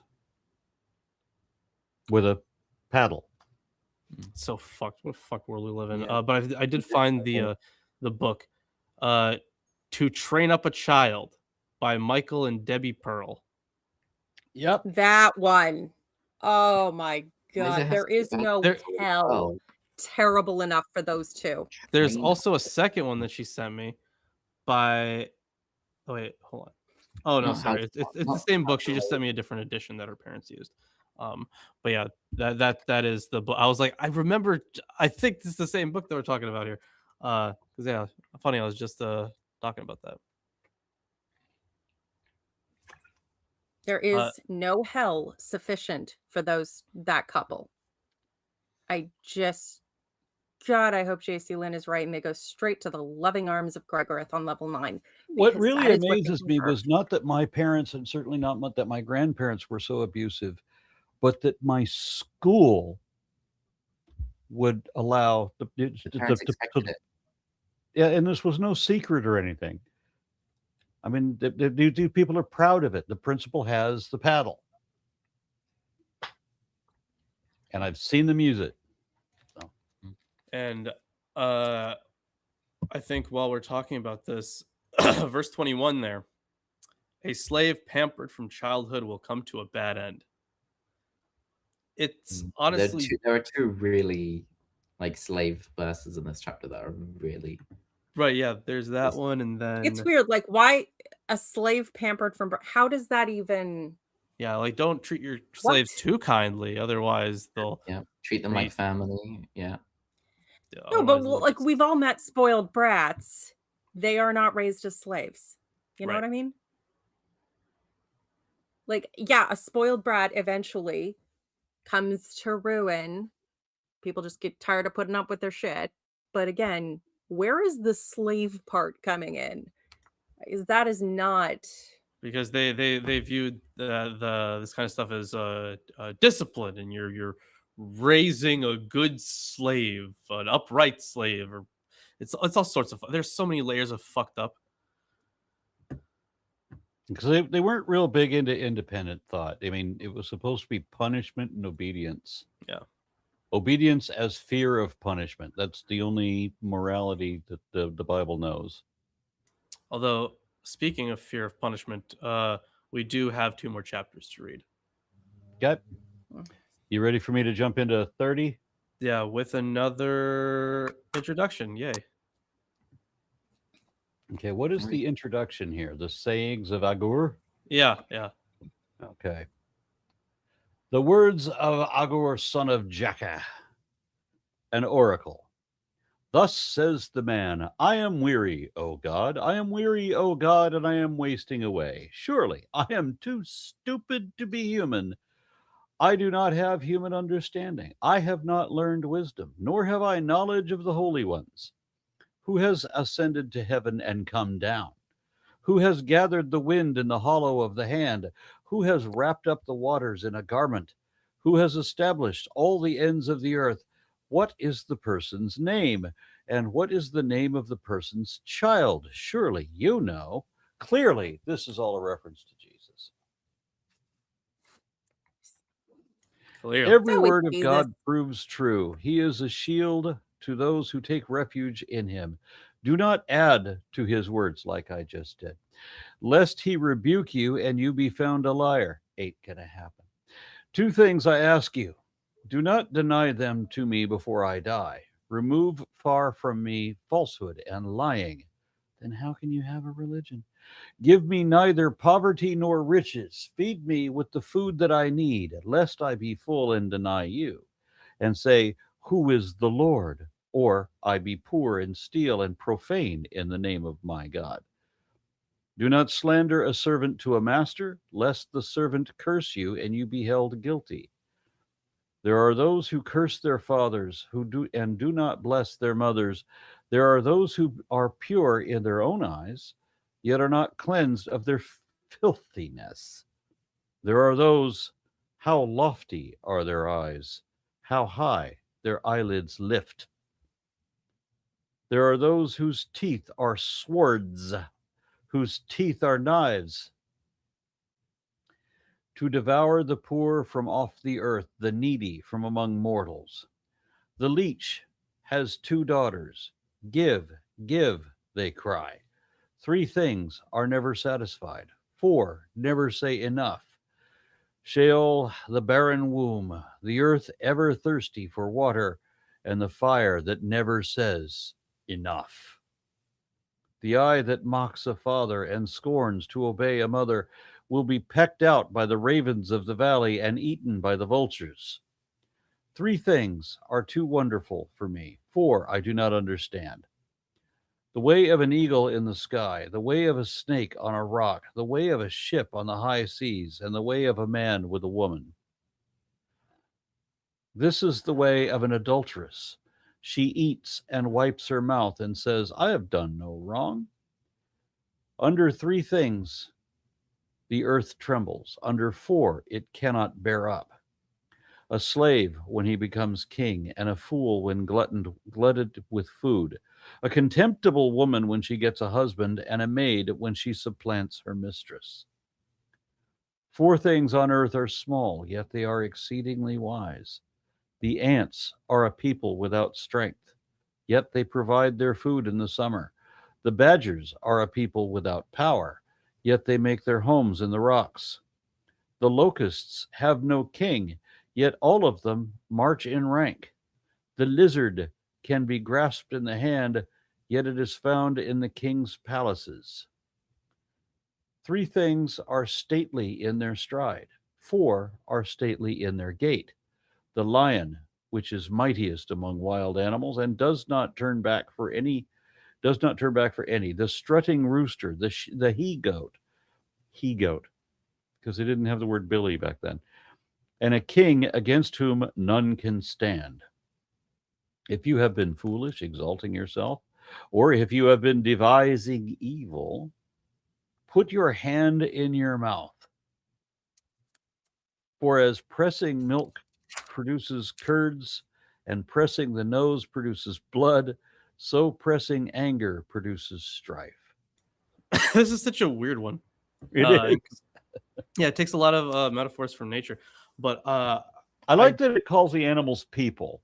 That's well, yeah, it does that because like they could still see that like somehow they are surviving as kind of like a human society, and like they're still getting their food, they're still living, finding places to sleep and all this, and they're doing that without. I don't know what they mean by the badger has no power. Well, they Like what don't kind have of power like were they talking It's about? probably talking about a hyrax, like a rock badger, is one way of. Well, I they're not think talking about the honey badger. Honey well, badger when- don't give a shit. when they're talking about power or like their ability to do things, right? Like humans can clearly take over whatever we basically have. So even though they can't do that, they're still just living and finding their way. What's really interesting to me is that like they could very clearly observe that like for the one that I liked a lot was actually the locust one. They move as one, they move in swarms, but they have no king, they have no leader the same way we do. So how the hell do they do that? Now of course we know why. We know that this is just how evolution works and how it's how they are But genetically still, they move programmed with great to do that. coordination. Well, yeah, Yeah. but like the To thing is, swarm. this observation is true, but they're of course giving that they're attributing that to God because like, well, we don't understand it. It's not a human thing. And it's like you're right. It's not a human thing, but it's also not a God thing. It's an animal thing. I should say non-human animal thing. So the well, again, no matter like evolution will find a way for all this stuff. I always like not a metaphor. How would I put like the evolutionary arms race? I guess it is a metaphor, I suppose. Hmm. So these observations were made forever ago, but they didn't have they didn't have a way to explain it like we do now. So to this guy who's apparently very stupid according to himself, is shocked by it, and like it kind of starts off with the whole like this one specifically doesn't understand the ways of the world in the same way God does. This is the whole God works in mysterious ways thing, uh, but applied to the animal kingdom. And where was it here? Right. When it's fine to say I don't understand these things, but I find the hard work of the ant instructive or what have you. When a lot of wisdom is kind of taken from things like that. But Yeah. I mean, the God attribution sort of, I don't even notice it anymore. It just sort of seems like a literary convention. Yeah. So like the thing that he's asking for is like he's asking for understanding for the way that the world works. And where was it? Yeah, in verses 18 and 19, 3 things are too wonderful for me, 4 I do not understand. Yeah, the way of the eagle in the sky, snake on a rock, ship on the high seas, and a man and a woman. So for verse 19 there, you have essentially they're talking about the different realms, because this is how they divided their cosmology. You have the sky, you have earth, and you have the waters. That's how they divided their cosmology. So these things that he doesn't understand is either like in the case of the eagle and a snake, their lives, how they function together, or even separately, um, without having the same kind of instruction as humans do. And even the way of a ship, right? Like they didn't have predictive models for which way, like how the waters were going to move, right? Uh, these things were not fully fleshed out like they are now. Like now we have predictive models. We know a lot more about fluid dynamics, a whole bunch of stuff. Yeah, this would have been like the whole at the time they took all this stuff. But even without the predictive models, they had sailors who could, sail the seas competently. But if any outsider looks at that, it's easy to understand that you would find that almost magical. It's, nature is full of great powers. They may not have names and kids with people, but it is full of great powers. And it's wise to respect that, Don't try and start shit with the ocean. That I agree with. Yeah, that's why I stay out of it. Yeah, I guess I think those. Yeah, I didn't really have that much to say, but it is interesting to finally see proverbs that are a little bit different than the other stuff. Yeah, it looks almost like Yeah. they brought it is from somewhere else, like a different source, and they just added it as its Right, own yeah. thing. And then somehow It people does seem were like a compilation. Yeah. actually Solomon who wrote that. It's just this guy. This is just another name for Solomon, and the other names are just expressions that mean God is with me because of my intelligence or something. Well, he's asking for more understanding of these things. That's for sure. Yeah, because it's like trying to explain it. Like this Agor, son of Yaker, is just it's just Solomon, and Ithiel and Ukal is like in Hebrew literally means like God is with me and I succeed or something like that. So it's a bit silly, but yeah, it looks like it just came in from somewhere else and they just added it to this book of Proverbs because it fit in. Right. Yeah. So I didn't really have that much more to say on this. So if someone else wanted to bring something up, if someone else observed something, would love to hear it. Interestingly, JPS actually translates the word that you translated it, that you had as oracle, masa. It actually like JPS translates verse 1 as the words of Agor, son of Yaker, man of Masa, from Masa.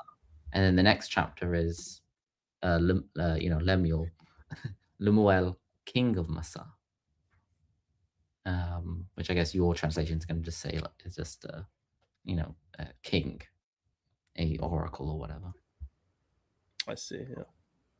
Interesting. I like verses 21, 22, and 23.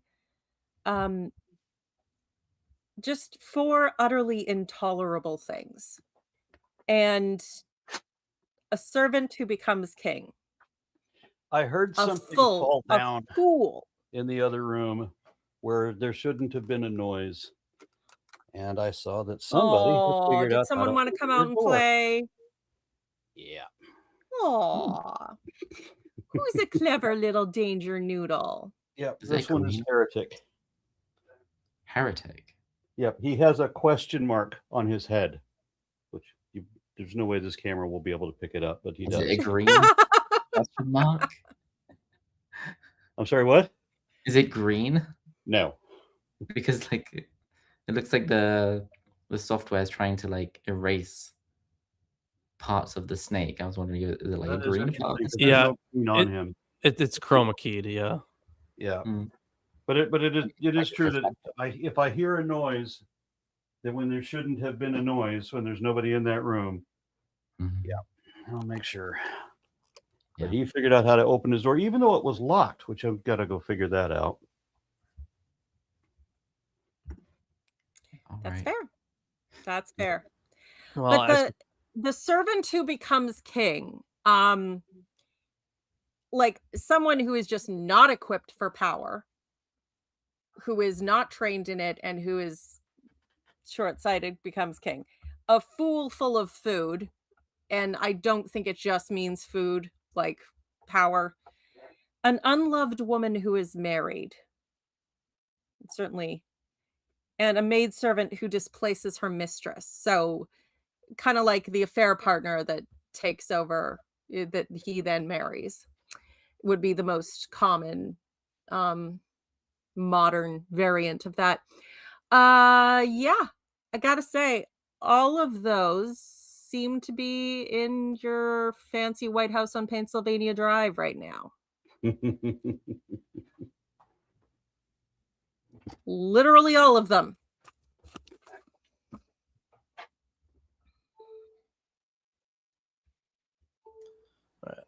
So I suppose I'll take the next chapter then, since the last one.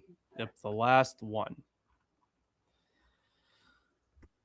The words of King Lemuel, an oracle that his mother taught him.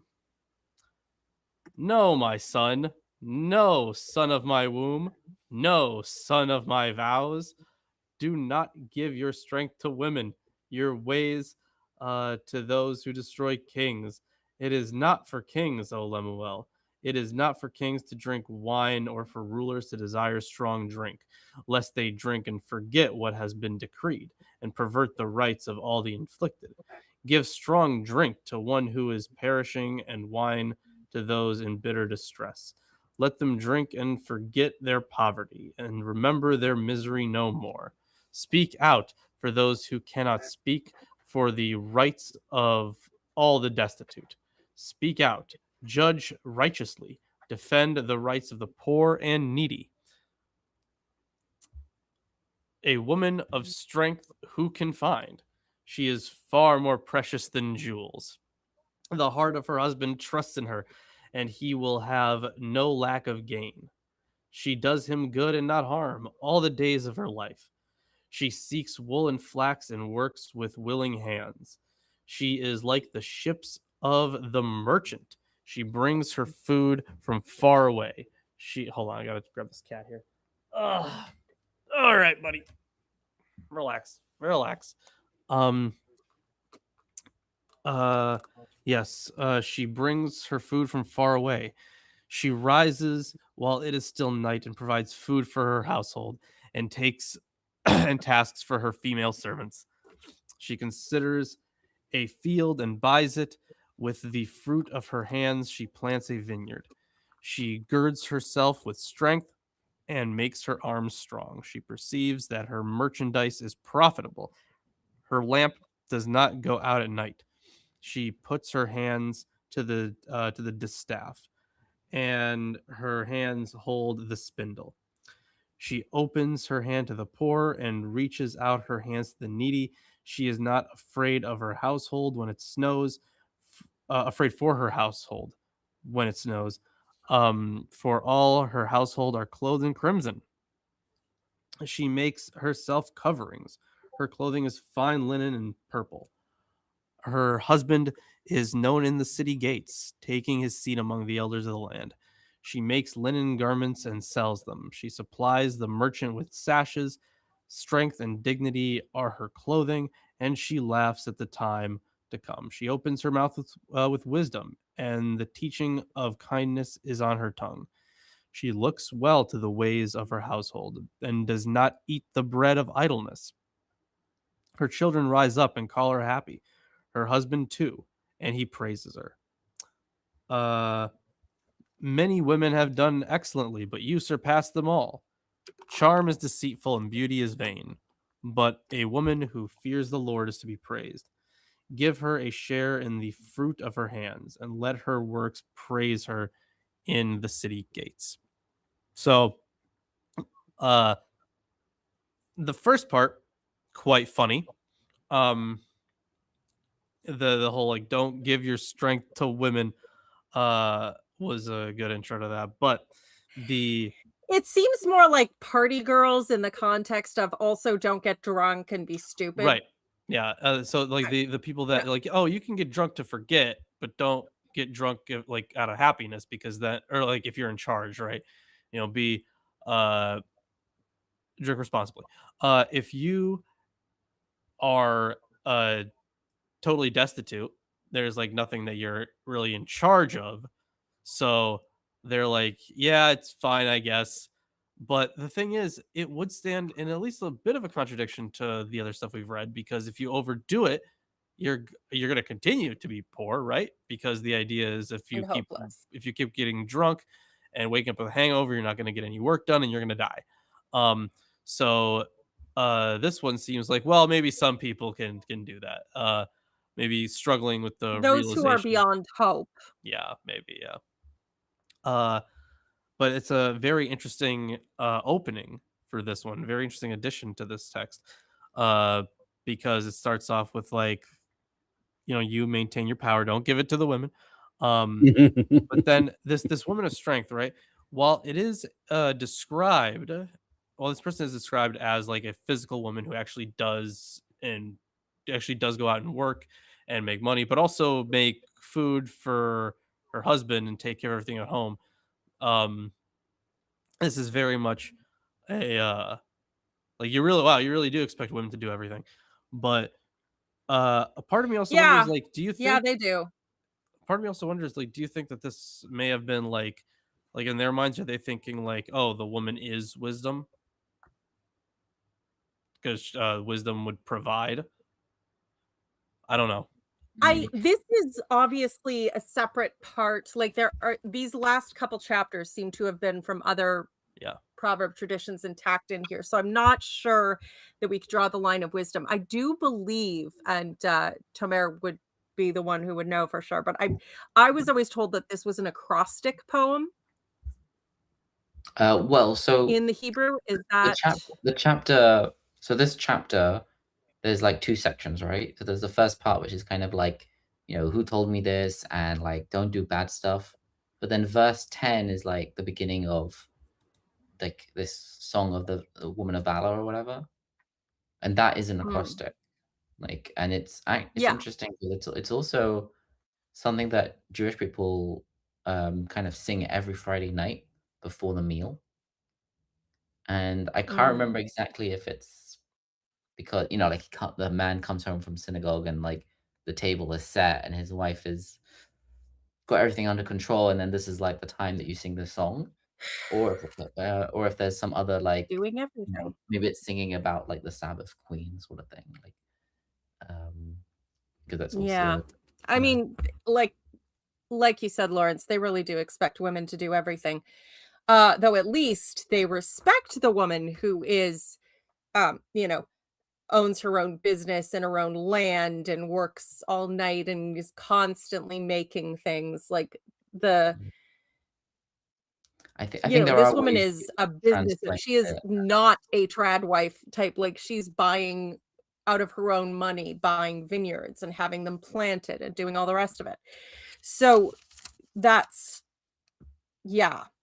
but give her the reward she has earned and let her works bring her praise at the city gate. They never seem to be very good at that one. Giving women credit for their own work and the reward that comes from it. Yeah, I mean, I think there are people like traditional like understandings of it as like it's not that she has her own business, it's all talking about like the work that a woman does as like within the household, if that makes sense.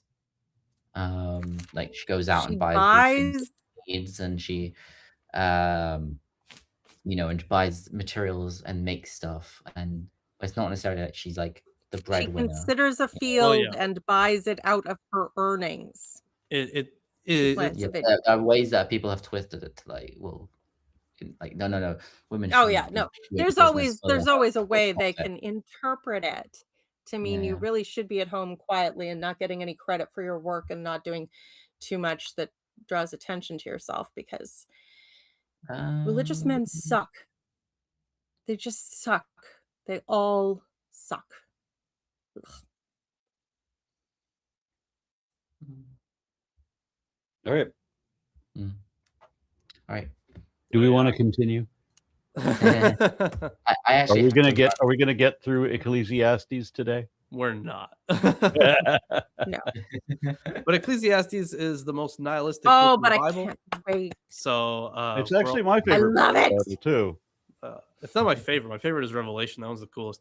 But this one, I was never that into drugs. I really got to go because my friends do a lot of drugs. Me at the restaurant, and like I said, maybe 9:30 I'll be able to get there. So, okay.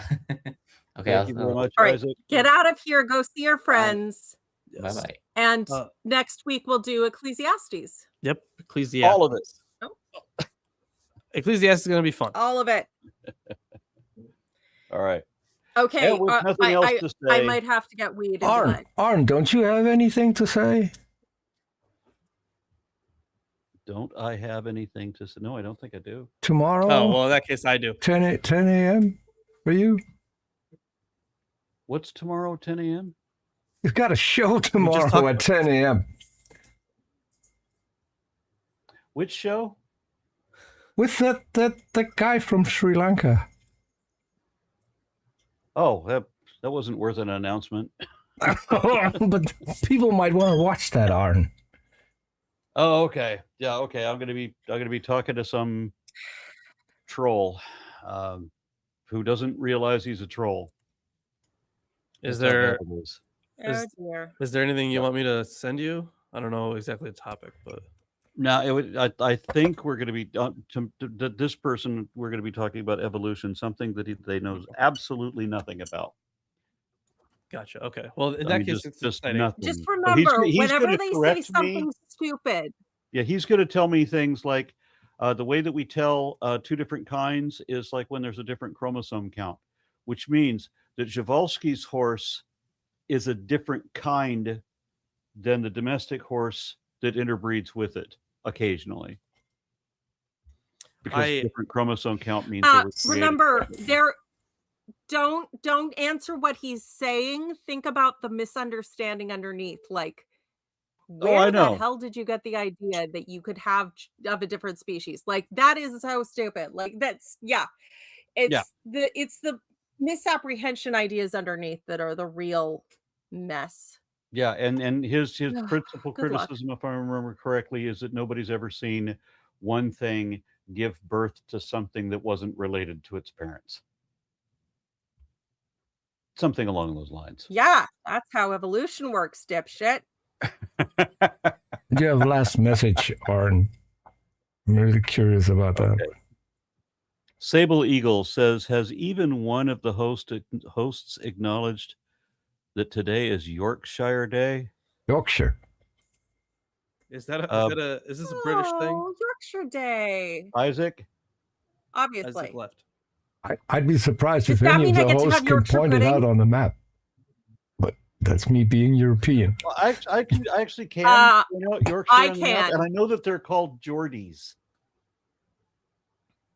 Yeah. I knew that. I can't Anyway. point it out. Yorkshire is delightful. I've been. So love for Yorkshire. Hopefully I'll have some Yorkshire pudding today.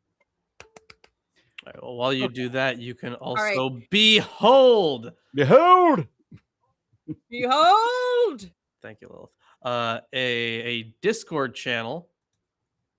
That's the best Discord, the only Discord you'll ever need. The server right there that Peter so kindly dropped a link for. And yeah, that's the announcement. God, nothing else happening. But I'm always very excited to see Aaron take down evolution deniers. Every time I put up that graphic, Lawrence, I think that you might be able to pledge allegiance on the Discord server. You know what? Yeah, you can do that. All right. Yeah, behold is pledged anywhere else. Right, pledge. That's good. Very good. All right, I guess now that's actually it. So goodbye, everyone. You all suck.